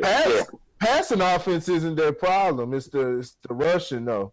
It's the rushing and clock. Having that run game. Defense is the main thing. But defense mixed with having no defense mixed with not having a rushing game, rushing teams for clock management. And that's the same thing that happened to them in the Super Bowl. That's why they gave up. Let New England come back from 25 points. So yeah, I think Dan Quinn would be a candidate to be on that hot seat. He shoot the fail like that, and then the past 2 seasons they struggled last year. They were able to sneak into the wild card last year, and ultimately lost to the Eagles. And then this year, you just see how much of a disaster they've been, a complete disaster. Like I said, the offense is playing great. Matt Ryan's has elite numbers. He's been playing elite. His numbers look great, but you can't stop nobody. And then like I said, no running game to really keep the defense on their toes. They got. See, I disagree. I think they have a running game. They don't use it right. I mean, Tevin Coleman is good. You know what I'm saying? Ito Smith is a rookie, but Ito Smith has actually had a solid rookie year for all intents and purposes as, going into the season as a third string. I think, Steve Sarkisian just, he probably still got a bottle on the sideline. I'm gonna give you two more. Dirk Cutter. Yeah, what? Dirk Cutter. Dirk Cutter for Tampa Bay. He need to go. Ooh, that's true. I can see that. He need to go. They brought him in to be the quarterback whisperer, and I mean, yeah, they whispering all right. They whispering all right. And here's the other one I'm gonna give you, and one that we normally don't think about. Because it's another mediocre team, and that's Gruden's little brother Jay. Yeah. Jay Gruden up in Washington. You know what I'm saying? He need to go too. You know what I'm saying? He definitely hasn't lived up to his billing. I know injuries have been a major player in Washington forever, but injuries are part of the NFL, so you got to play through them. You know what I'm saying? So he would be the other one. Now that's a dysfunctional organization. I mean, when you do what you did with Kirk Cousins, that's a dysfunctional organization. So I won't put it all on him, but I mean, you gotta win in the NFL or not have a job, and I think his time is up too. So I mean, you got 25% of the coaches that probably should be on the hot seat right now. You got another few that may be on the hot seat next year. And who knows? Some teams get they get that quick trigger finger and they'll cut somebody you ain't expect. I mean, hell, we didn't expect them to do Hugh Jackson. I thought at least he would make it through the end of the year. You know what I'm saying? But your boy, what's the GM's name? Scott Pioli was like, yeah, you and Ty Haley can get the hell out of here. He gave both of them a pink slip. You know what I'm saying? So, yeah. Good old Scott Pioli. Good old boy. One of them good old boys. All right, Baker, you want to play for Cleveland, Baker? You want to be our quarterback? All right. So, and on that note, a quick commercial break. So you're obviously on here, and you like sports. Well, we got something else we'd like to give you guys. Oh yeah, it's free. Make sure you go on Facebook, look up Grit Sports Media. The link will be in the description below. All your sports needs. You know what I'm saying? We give you updates on sports. We also go back in time and show y'all, or we'll shoot trivia to y'all. That's what we might do. I'll let the owner of Grit Sports go ahead and elaborate. Corey. I'll just go on there and peep out some of the stuff we got. It's kind of like a little yearbook. We'll have more content and everything going on there. Just stay tuned. But yeah, so everything with sports. We got a little news on there too. We'll, shoot our views on things. Do it in article form though. Do it in article form, and we'll have different trivia, and it's mainly for you fans to weigh in too. When we'll have different things, we'll go into a lot of different sports history. So now log on to the Grit Sports Media. Log on, lock in, and engage. But right now, engage with Average Guy Sports. Shoot, let's get it in. Tell us what y'all think. Let's get it going. Yeah, and also make sure you guys like the Average Guy podcast. Also like Grit Sports Media on Facebook, and make sure you guys hit the notifications to make sure you guys get up to date with everything that we drop on all of our platforms, man. Make sure you guys do that. And now, hit that notification. And now, back to the regular show. All right, so episode 1 of Sports Talk with the Average Guy. Now let's move over to the NBA, man. The NBA. Woo-wee. This season has been something. I ain't gonna lie to you.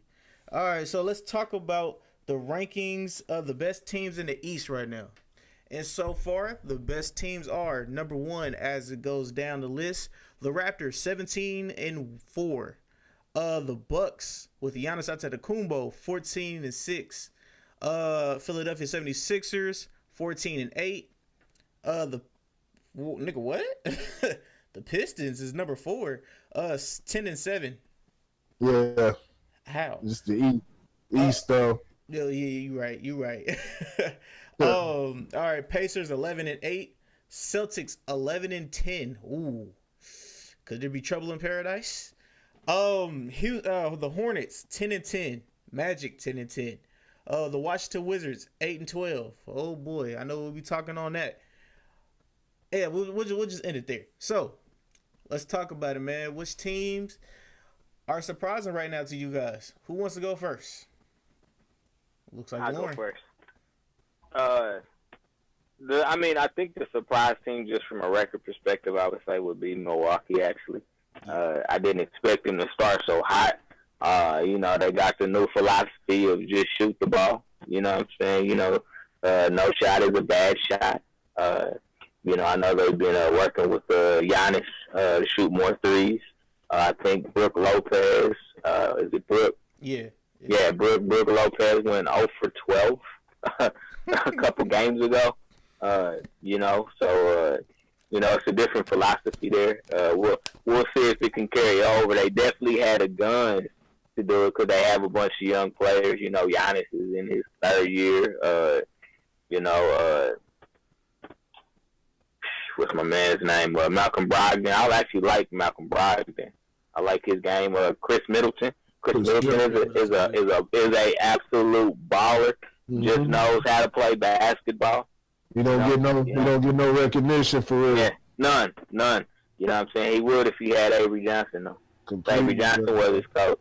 We just counted on Chris to put that ball in the basket. He just want to put the ball in the basket, and that's what he did.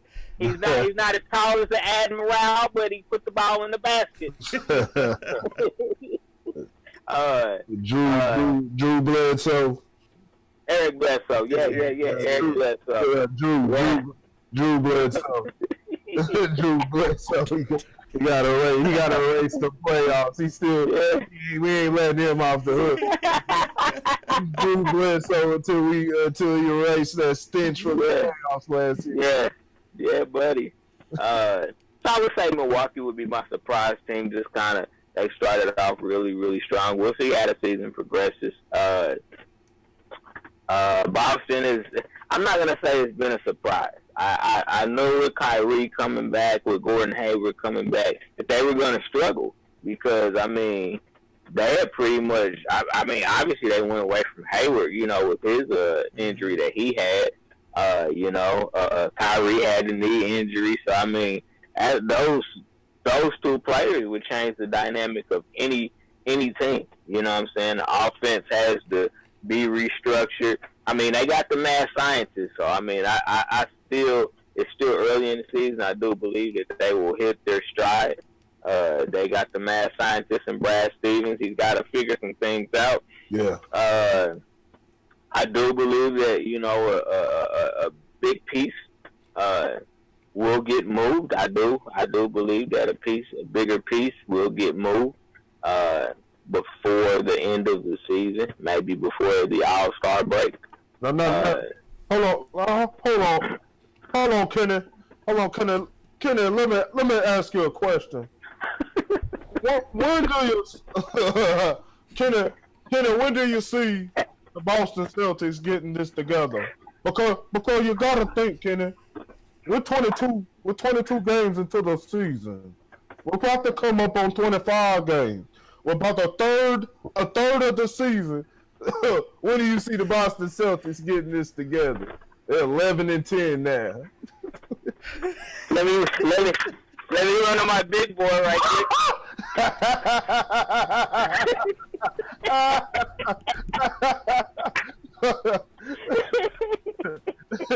You a damn knucklehead. No. Y'all like my Jodeci boots though? I be wearing my Jodeci boots there. Charles, you don't know anything. You ain't got no rings. What are you talking about, Charles? Yeah, Shaq. It's barbecue chicken season over here. Yeah. You don't know what you're talking about. You never won anything.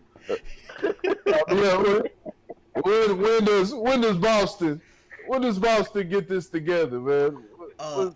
honestly, in my opinion, Boston will get it together once Kyrie Irving leaves. Honestly, because that's what's been going around in the ether right now. As soon as Kyrie Irving goes, it's gonna be a different. It's gonna be a different. What's the name? Because Tony Rozier, you don't have to worry about that too much anymore. Gordon Hayward, I think they'll put Jalen. What's his name? It'll be more shots for the two young dudes. The two young dudes, Jalen Brown and Tatum. So, I think Brown. I'm gonna tell you who's got to go. Brown needs to take a reduced role. Brown is good. That's who needs to go. Word. He comes up too short in big time. This is good. Continue. I'm interested. Brown is the piece that needs to go. And I'm not saying because he's not a good player. Corey says it's the best. There's one basketball to go around. Kyrie gets a bad knock. I don't like Kyrie gets a bad knock, and Kyrie is not by any stretch of imagination my favorite player. But I think Kyrie gets a bad knock for the type of player that he is. I'm gonna put it to you like this: if Kyrie played in the Eastern Conference Finals last year, Cleveland doesn't make it to the finals again. Yeah. Kyrie was that guy that would have been able to make the big shot or at least settle his team down to play more efficient offensive basketball. Because we weren't worried about them defensively. It was offensively that they fell apart, you know. So I think if Kyrie was there last year, that Kyrie would have put them into the Eastern Conference Finals.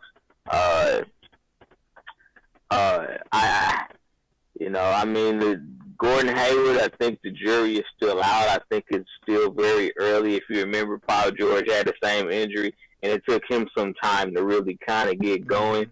Gordon Hayward is a really, really good number 2 option. I really do. Like, I never looked at Gordon Hayward as a number 1 option. Maybe even number 3. You know, I think in Boston he may be number 3 because you got Kyrie and then you got Jason Tatum. So he may be number 3. Yeah. The pieces. I mean, he played shooting guard a little bit in Utah. So he was a tall 2. In Utah, he played a little shooting guard. I don't know how those pieces fit, in Boston right now. But yeah, I think Jaylen Brown has to go. I think the mad scientists really, really need to get into the lab and figure out what the issues are. Now, it was interesting last year that they were more offensively efficient without Kyrie, but Kyrie is still the guy that they needed to hit that big shot. But yeah, I mean, if you're an analytics guy, yes, they are better without Kyrie on the court analytically. But I think you need him for those big shots. So I'm going to give them – it's the Eastern Conference. So I'm going to go ahead. I'm going to give them to the All-Star break to get it together. Ooh, okay. I'm going to give them to the All-Star break to get it together, and then we'll see what happens after the All-Star break. I think they have a run in them, though, with the mad scientists at the helm. Philly, they look really, really good right now. But I'm concerned with the egos there. That there may be some combustible units there. So we'll see. We'll see what happens. You know what I'm saying? I'll leave it at that because Philly fell apart last year in the playoffs, and I think a lot of that had to do with coaching. I think Brett Brown did a pretty poor job coaching in the playoffs, of course. He had never been to the playoffs either, so, we'll see if he learned the errors in his ways. But Philly's going to be formidable. If anything else, we knew about Toronto. Toronto is not a surprise. They're not a surprise to me. I mean, you pretty much swapped out DeRozan, for Kawhi Leonard, and Kawhi Leonard is a better player than DeMar DeRozan. Mm-hmm. I mean, they got those young, athletic, long wings. They never have been able to figure out what the hell to do with Valanciunas, but he's coming off the bench. He's playing good. He's playing great too. Yeah, but I mean, it's all about finding, the right role sometimes. The offense changes because he's a post-up player, but he can hit an outside shot. So I mean, yeah, I'm not surprised at all. I mean, yeah, they had a new coach in Nick Nurse, so you kind of never know, what dynamics may change. Kyle Lowry is playing outstanding. So Kyle Lowry had 17 assists the other night. Mm-hmm. He had 17 assists the other night. So as long as he can stay healthy, I think that Kawhi Leonard being there gives them an element that DeMar DeRozan couldn't give them, just from a skill level, and probably more so defensively than offensively. Yeah. So I'm not surprised at all about what the Raptors are doing. Hell, if Greg Popovich keep talking shit on Kawhi, he may stay in Toronto just to prove him wrong. You never know. That up in a little bit. No, I mean, I think from a positive point of view, I would say Milwaukee is the biggest surprise, and then from a negative point of view, probably Boston right now. But Boston will right the ship. I'm not surprised about Detroit, actually. I mean, they've always had decent pieces, to actually be able to be a good Eastern Conference team. Blake Griffin is a good player. You know what I'm saying? Andre Drummond is a 2015 machine. So I mean, they've always had the pieces to actually be a good team, but they won't actually do anything. You know what I'm saying? Still too early. They in the 4th seed in the East. Yeah, they were with the 7th seed. 10 I give them a 7th seed. Yeah, 10-7 right now. But they started off.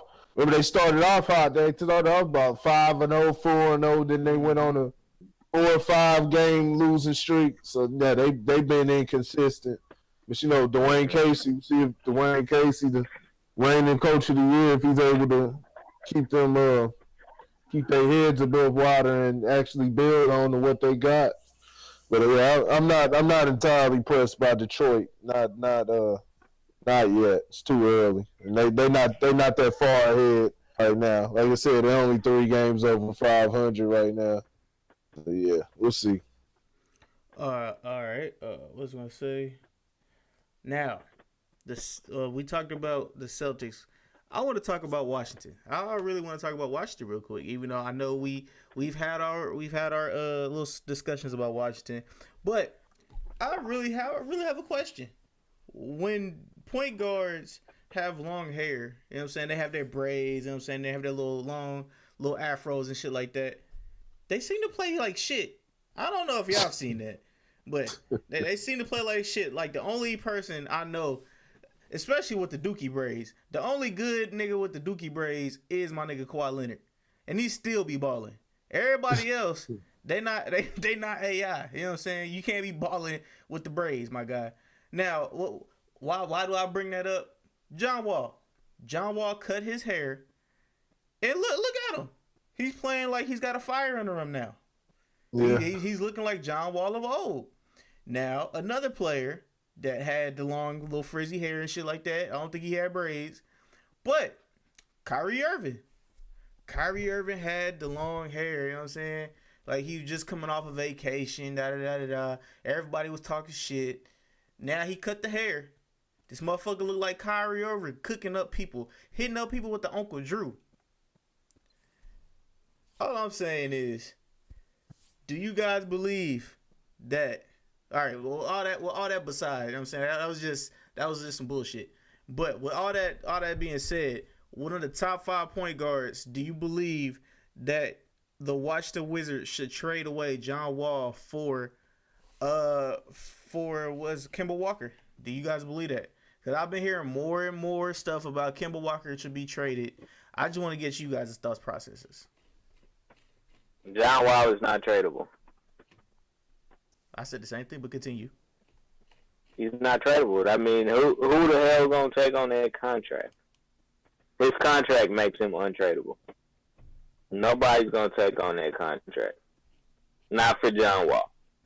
I mean, John Wall is a great basketball player, but he doesn't put you over the top. Like, if he were to put you over the top, it would be a risk worth taking. But John Wall doesn't put you over the top by himself. I mean, you know, he would have to go to a non-contender. That's going to be the only type of team that would take on his contract because they suck so bad that they just want something to, you know what I'm saying, get the fans excited about basketball in their town. But any elite team would stay far, far away from John Wall. Okay. Yeah. What you got? They need to stay in Washington. Stay up in Washington. They need to work that out. They said they've been playing better. They've been I think they'll make the playoffs. They're still disappointing. They need to get the rest of those guys into the game. They need to find something else at the center position. You know who they got? What, Dwight Howard? You know, with them trannies and stuff. We'll talk about that on Average Guy podcast coming up soon. Yeah, he ain't it. Who do they have sitting there for? Who else do they have sitting at the center position? I know they took. I don't know. Not Vujicic. Don't they got that Russian dude? What is his name? God damn, I can't think of the dude's name. Yeah, but they're lacking, man. They're just lacking. Just a lot of inconsistency. But like I said, they're playing stronger. Bill and Wall have been playing hard, but need to get more consistency from Otto Porter. Jeff Green, he's a good addition. Just making it all work, especially in the Eastern Conference. You know, like I said, they're in the Eastern Conference is the perfect time. You know, no LeBron.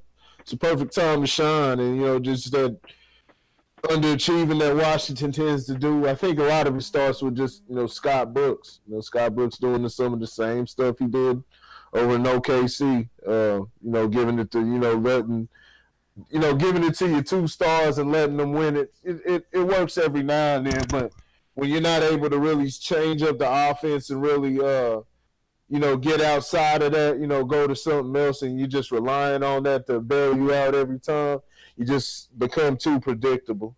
Become way too predictable. So we'll see what's up with Washington. They've been winning. They just won. They just beat Houston in overtime, so they've been winning lately. We'll see if they can improve. But, Thomas Bryant is one of their centers. Thomas Bryant. Oh yeah, Bryant. Oh, yeah. I thought you said Thomas Bryant. It says guy has two first names. Okay, so Thomas Bryant. I haven't heard of him. Yeah, and Ayan Mohammed. I don't know how you say that nigga's last name. But my bad, dog. Neither one of them are Marcin Gortat. They're definitely missing that. That's what his name was. All right. Yeah, Gortat. Yeah. Yeah, John Wall is just disappointing to me, man. Like, I don't know if it's him or if it's the system that he's playing in, but he's just a disappointment. I mean, I think part of it is him trying to be something that he isn't. I think that's part of it. You know, there's a lot of pressure.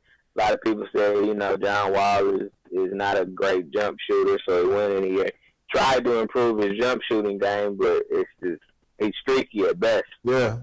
As a jump shooter. Like Westbrook. So, yeah, you know, it's like, just do what you do well, which is take it to the hole. You know what I'm saying? Set up your teammates. You know, and some of that does boil down to coaching and, you know, saying, hey, you know, this is what I need you to do as a point guard. You know, I don't need you to score our points. You know what I'm saying? We got Bradley Beal, we have Otto Porter. You know what I'm saying? I mean, hell, let's be honest. I mean, let's be honest. I mean, hell, you know what I'm saying? I mean, if you get to the rim, Dwight Howard is dunk it still.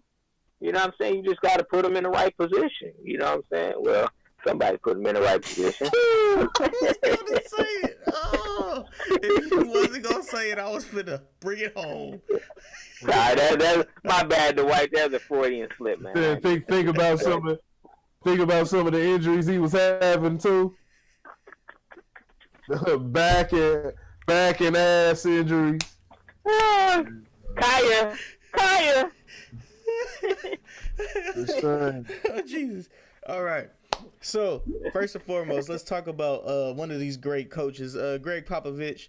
First and foremost, Greg, my dude, you know what I'm saying? I respect you as greatest coach in NBA history. Yeah, I respect you as one of the greatest coaches in NBA history. But dog, get your beard back. I understand your wife died. My heart goes out to you, and you probably trying to get some of that young box out here. But just grow your facial hair back, dog. You look wild.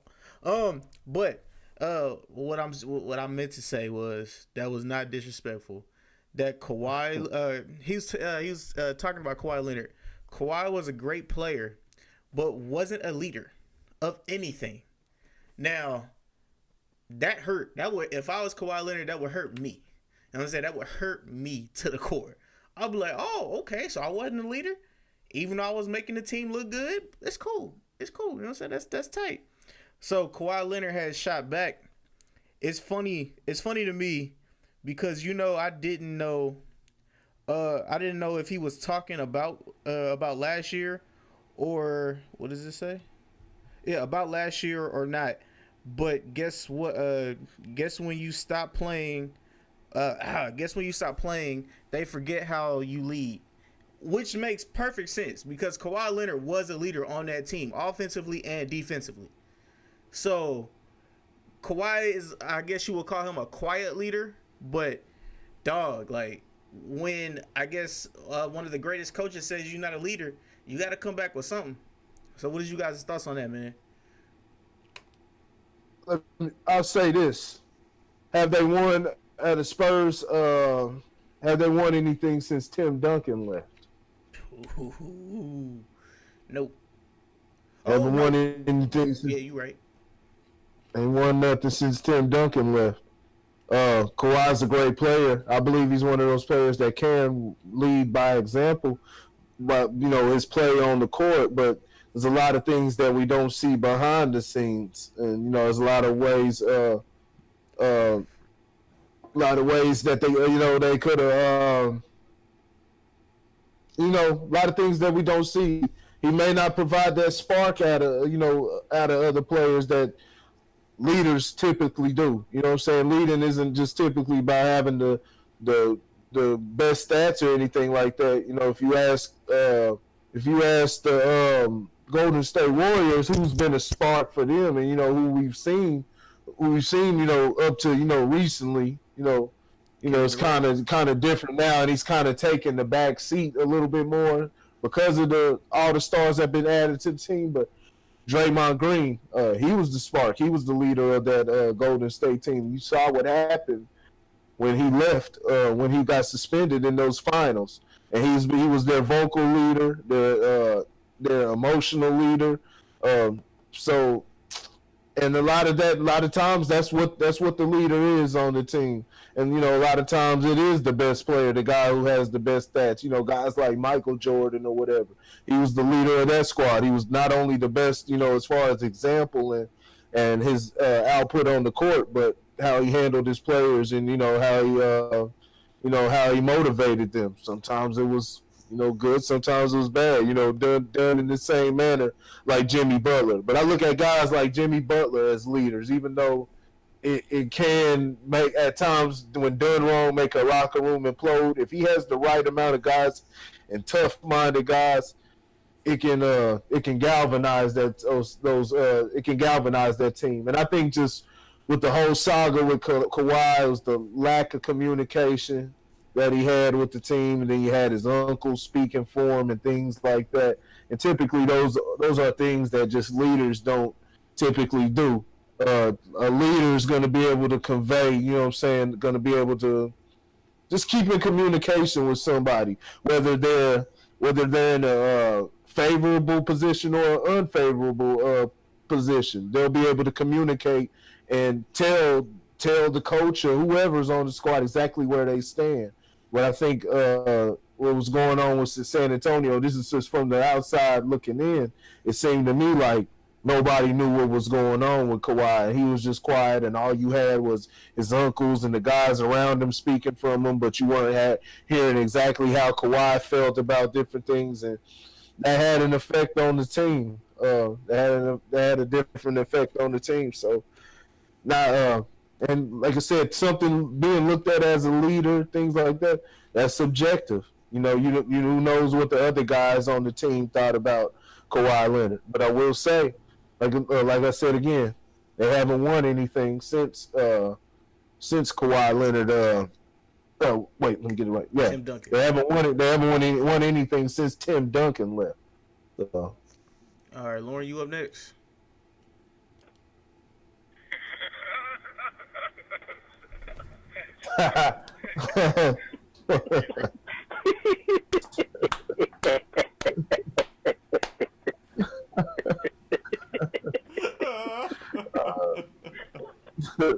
Well, that laugh was terrible, man.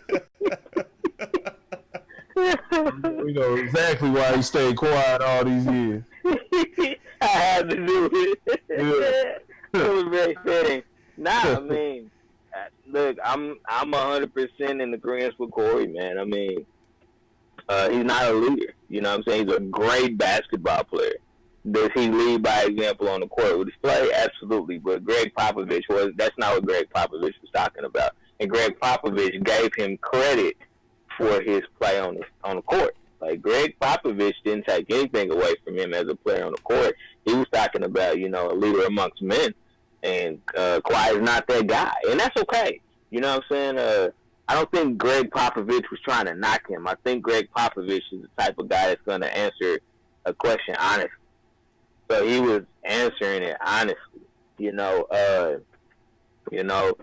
I look at the whole saga, you know, when he was in San Antonio the last season, he was injured. Like, leaders don't do that.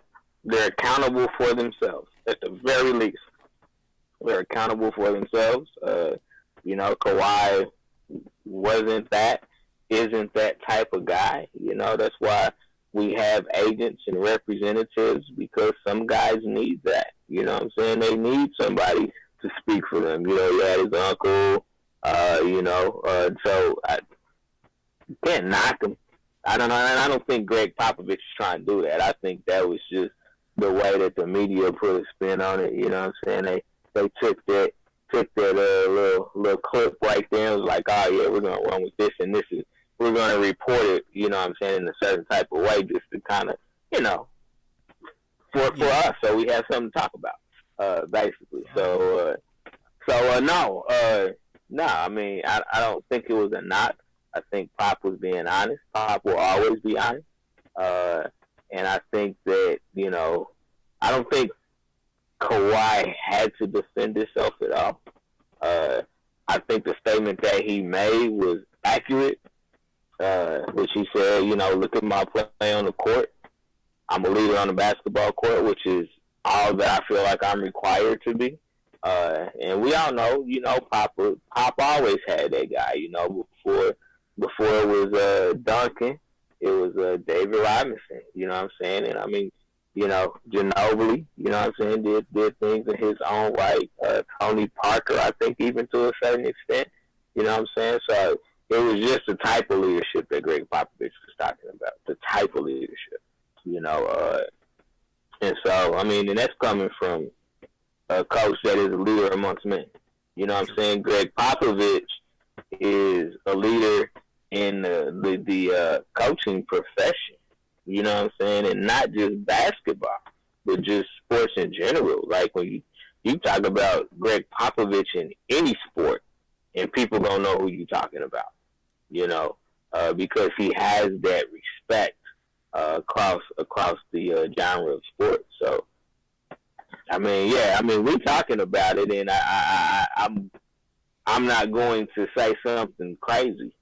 Will say that they are both correct. They are both correct. Kawhi was right. Omp was right. And, you know, we'll see what happens when they play each other on the basketball court. Will DeMar DeRozan defeat Kawhi Leonard, or will Kawhi Leonard smack DeMar DeRozan? That is the question. I think, I think for me, I think the interesting matchup would, for me would be that that Toronto they don't have a matchup for Marcus Aldridge. They don't have a matchup for him. I mean, they're going to put different people on him, but he's going to be a matchup problem for them. You know, and I mean, DeRozan just needs to play his game. You know what I'm saying? You know, I mean, Pop will coach him to stay in the game. You know, who will win? Who knows? You know what I'm saying? I would give the edge to Toronto as we see it right now, but damn, I mean, I didn't think San Antonio was going to be as good as they've been so far this year. So, you know, who knows? All right. So, real quick, biggest surprises in the NBA right now. The biggest surprises. You guys' biggest surprise. Well, I won't say it's a surprise in the Western Conference. Memphis. I mean, you see what happens when they have their aces in there. Mike Conley, you know what I'm saying? Mike Conley is probably the most underrated point guard in the NBA. That's fact. You know what I'm saying? He got an old man's game, you know what I'm saying? But he is extremely effective. Mark Gasol, you know what I'm saying? I mean, hell, we talk about Paul Gasol all the time, but Mark Gasol is arguably he's the better brother. You know, I don't know if I'll go that far. I think he's the more complete player than Paul Gasol is. You weren't better than that. But you know, he's always in the conversation for best defensive player in the league. You know what I'm saying? Memphis is in the top, I believe, the top 5 right now in the league defensively. Mm-hmm. And so, you know, it's just a different team. You know, I mean, we knew that when both of them went down last year, that Memphis wasn't going to be the same. But I mean, now that they have their two weapons back in the Jermichael Green, I think is his name. He's a baller. They have another rookie that's playing well. Jared Jackson. Yeah, Jared Jackson is playing well. They have a lot of length and a lot of length. You know, I mean, Jared Jackson 6'10", Jermichael Green is 6'9", Paul Gasol is 7 foot. You know, and Mike Conley actually has a long wingspan as well. So I mean, they've got a good team. Like I said, it's a surprise just based off of the record from last year. But we all knew if Conley and Gasol came back healthy, that they'd be a force to be reckoned with in the West, and it really kind of changes that dynamic because, you know, then you start looking at teams like Utah, you start looking at teams like Denver, and do they get kicked out? You know what I'm saying? Because, you know, you have a team like Memphis that's, you know, back in the mix. So it'll be interesting as the season progresses to see what they become. Because they have a chance to be a dynamic team in the West, I believe. What about the Clippers? I was just finna say them. Number one. Number one in the West. Yep. Yeah. I mean, Doc's never been a bad coach. Like, he's never been a bad coach. I think that there were, when you had DeAndre, you had Chris Paul, you had Blake Griffin. You know, I mean, I think you had some dynamics there that were an issue. And just like any other team that can kind of never really get over that hump from an elite standpoint, sometimes the best thing to do is break it up. You know what I'm saying? I mean, you know, Gallinari has always been a good player. You know what I'm saying? Yeah, so I mean, they've got some decent pieces. I mean, I think it's good that Austin Rivers is out of there.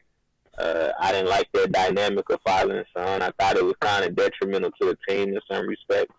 I got to get my son somehow. He can't be living in my house. Come on, guys! Yeah, Sound just like. But nah, I mean, am I surprised at how well they're playing? Sure, I would say yeah. I'm surprised at how well they're playing, but I mean, Doc Rivers is a good coach. He's been a good coach for a long time, and I think the fact that he doesn't have such elite talent. Sometimes you, as a coach, you lean too heavy on that elite talent to get you where you need to be, and you stop coaching. So I think this has put him in a position where he has to coach again, and it's about X's and O's, and I think you're kind of seeing the best of Doc Rivers. I mean, they finally giving my boy Lou Williams some goddamn playtime as a starter. God damn it, Lou Williams is a motherfucking god out there. But continue. What were you saying, Corey? Lou's been getting his play time though. He was the leading leading scorer. He was always a 6 man. He was always a 6 man. Yeah. He was he was dropping about 23 last year. And you gotta think like some players are better not starting a basketball game, even if they get starters minutes. It's different when you can see how the game is evolving and figure out what you need to do. And I think that's why he's been able to be so effective.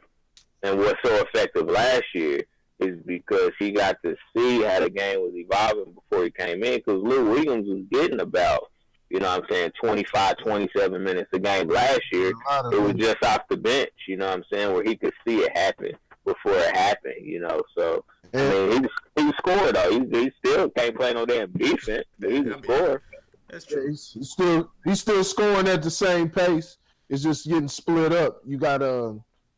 You got Tobias Harris. Yep. Tobias Harris is a scorer.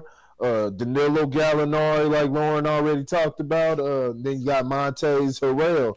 Harrell's been playing outstanding this year. So I mean, you got four good scorers right there. Now I don't think they'll keep up, being number one, but they're definitely a threat, especially with Doc as coach. They'll definitely be a threat in the West. As far as most biggest surprising team, that it would have to be them. Some other surprises, the Orlando Magic. Houston, they started off slow. They had to do some adjustments. Some injuries, suspensions, little slight tweaks to their team, coupled with Mike D'Antoni, Mike Antoni, because there's no D. There's no D with anything that he does. You're gonna have those little problems, but I think they're getting back into the mix. Houston will still be a threat. Like I said, not as good as they were last year, but they'll still be a threat. But yeah, that is shocking. Nobody expected them to start off slow, but it happens. They lost to the damn Cavaliers, Corey. Yeah. Hey man, that's the defending Eastern Conference champs. Give them yes, Tristan, you were right. Tristan, JR, man, don't sleep on Jetty and all them guys, man. But JR not playing. Yeah, man. Nah, they trash. Houston's struggling, but they'll be all right. Like I said, they're not as good as they were last year. So I think Orlando Magic are surprising how good they've played. They're still at 500, but they're playing much better. They're playing the better teams. They're whooping Golden State's ass right now. Golden State is surprising how much they've fallen out. Now I know Draymond and Steph are two huge losses, but you still got Clay and KD out there. So as much losing as they've been doing, like I said, they're down by about 18 right now to Orlando, who I just mentioned. That's it's not good. That's not good. But like I said, they still got 3 stars that they waiting on to come back, so they have that to fall back on. But it's gonna be interesting to see what happens. What happens after this season? All right, so I'll give you mine real quick. My team is my second favorite team. It's been my second favorite team since Melo left. But the Denver Nuggets. The Denver Nuggets are my surprise this year. You know what I'm saying? I expected them to do something, but I didn't expect them to do shit like this. So I mean, the Denver Nuggets, with Jokic being what he still is, which I thought was a blip. You know what I'm saying? I didn't think he was going to continue doing that. But he got that contract, and he's continuing to push the ball. He's continuing to get these assists. He's hitting these threes and stuff. Hey, man, Denver is going to be looking like a problem in the next couple of years, a big problem. So they still got Michael Porter Jr. coming next year, too. So also be on the lookout for that. All right, so college football, who's in and who is out? Lauren, I'll let you take this. Oh, yeah, so... I mean, this past weekend was actually, I think it pretty much set the table for who's in and who's out. Ohio State beat the shit out of Michigan. Really? Yeah, it was 62 to like 38 or some shit like that. Jesus. LSU, they had an outside chance, but they lost in 7 overtimes. The Texas A&M the final score was 72-71. Was that score? So your top 4 teams right now are Alabama, Notre Dame, Clemson, and I would say Georgia. Or Michigan, Notre Dame, Clemson, Alabama. It's Ohio State, and I mean, it was between Ohio State and Michigan. Oklahoma actually has a similar record to both of them, but Oklahoma then gave up 40 points the last 4 games. So I think whoever they play, it's definitely going to be a shootout because they have no defense. I mean, when you give 40 points to the Kansas football team, you know what I'm saying? Like your defense is trash. It's terrible. You know what I'm saying? They got number 9 Texas coming up for the Big 12. For the Big 12 championship. Yeah. Number 9. Yeah. So did you say Clemson's not in your top 4? Clemson is. Oh, okay. Yeah, Clemson's in my top 4. Notre Dame, Alabama, and I right now the way it sits,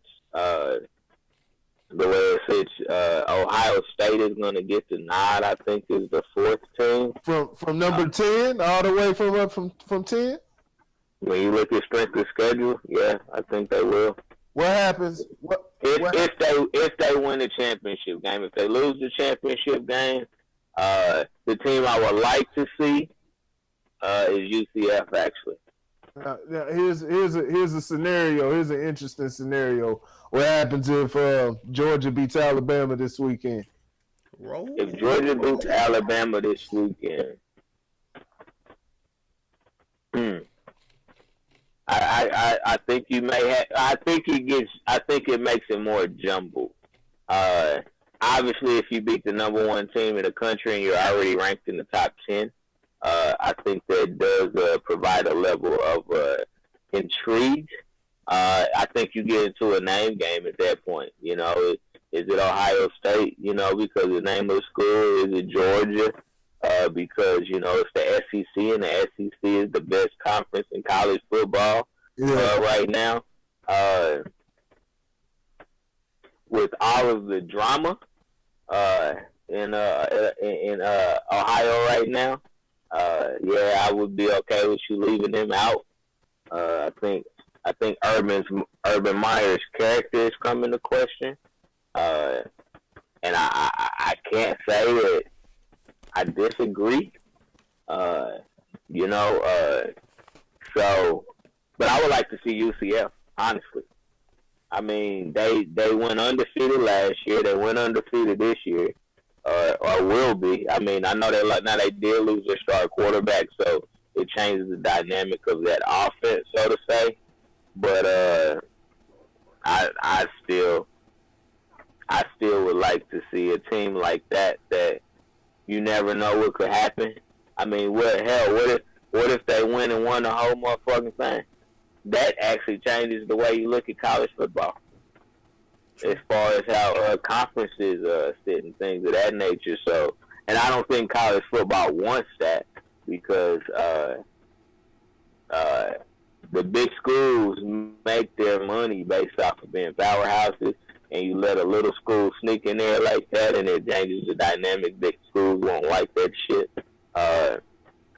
But I mean, shit. Anybody's beatable. I will say that much. If Georgia can beat Alabama, I would like to see them get in there and maybe get a chance to beat them again.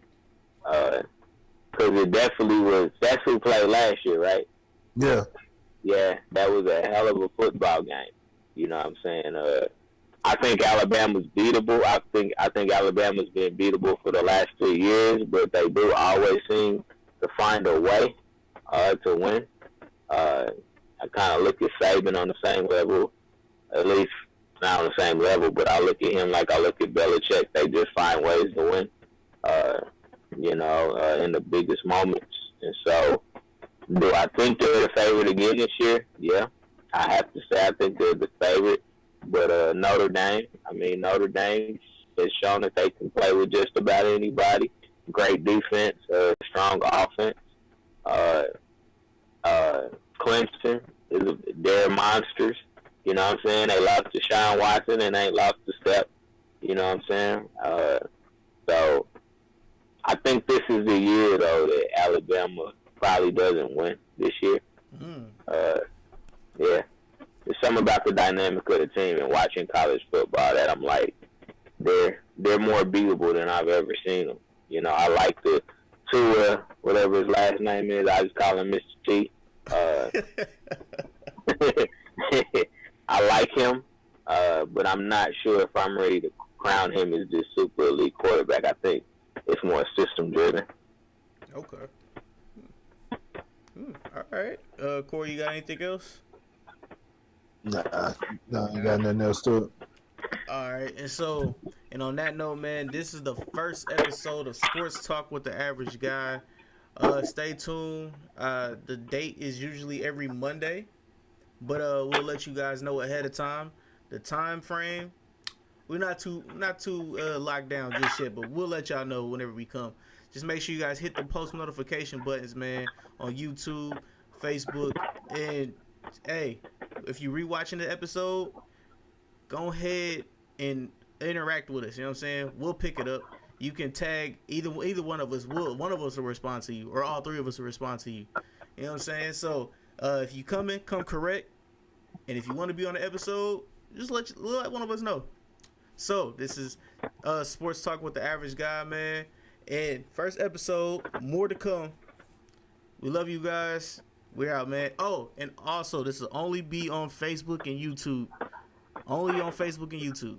So, hey, man, we out. Peace. Somebody call Colin. Call Colin, baby.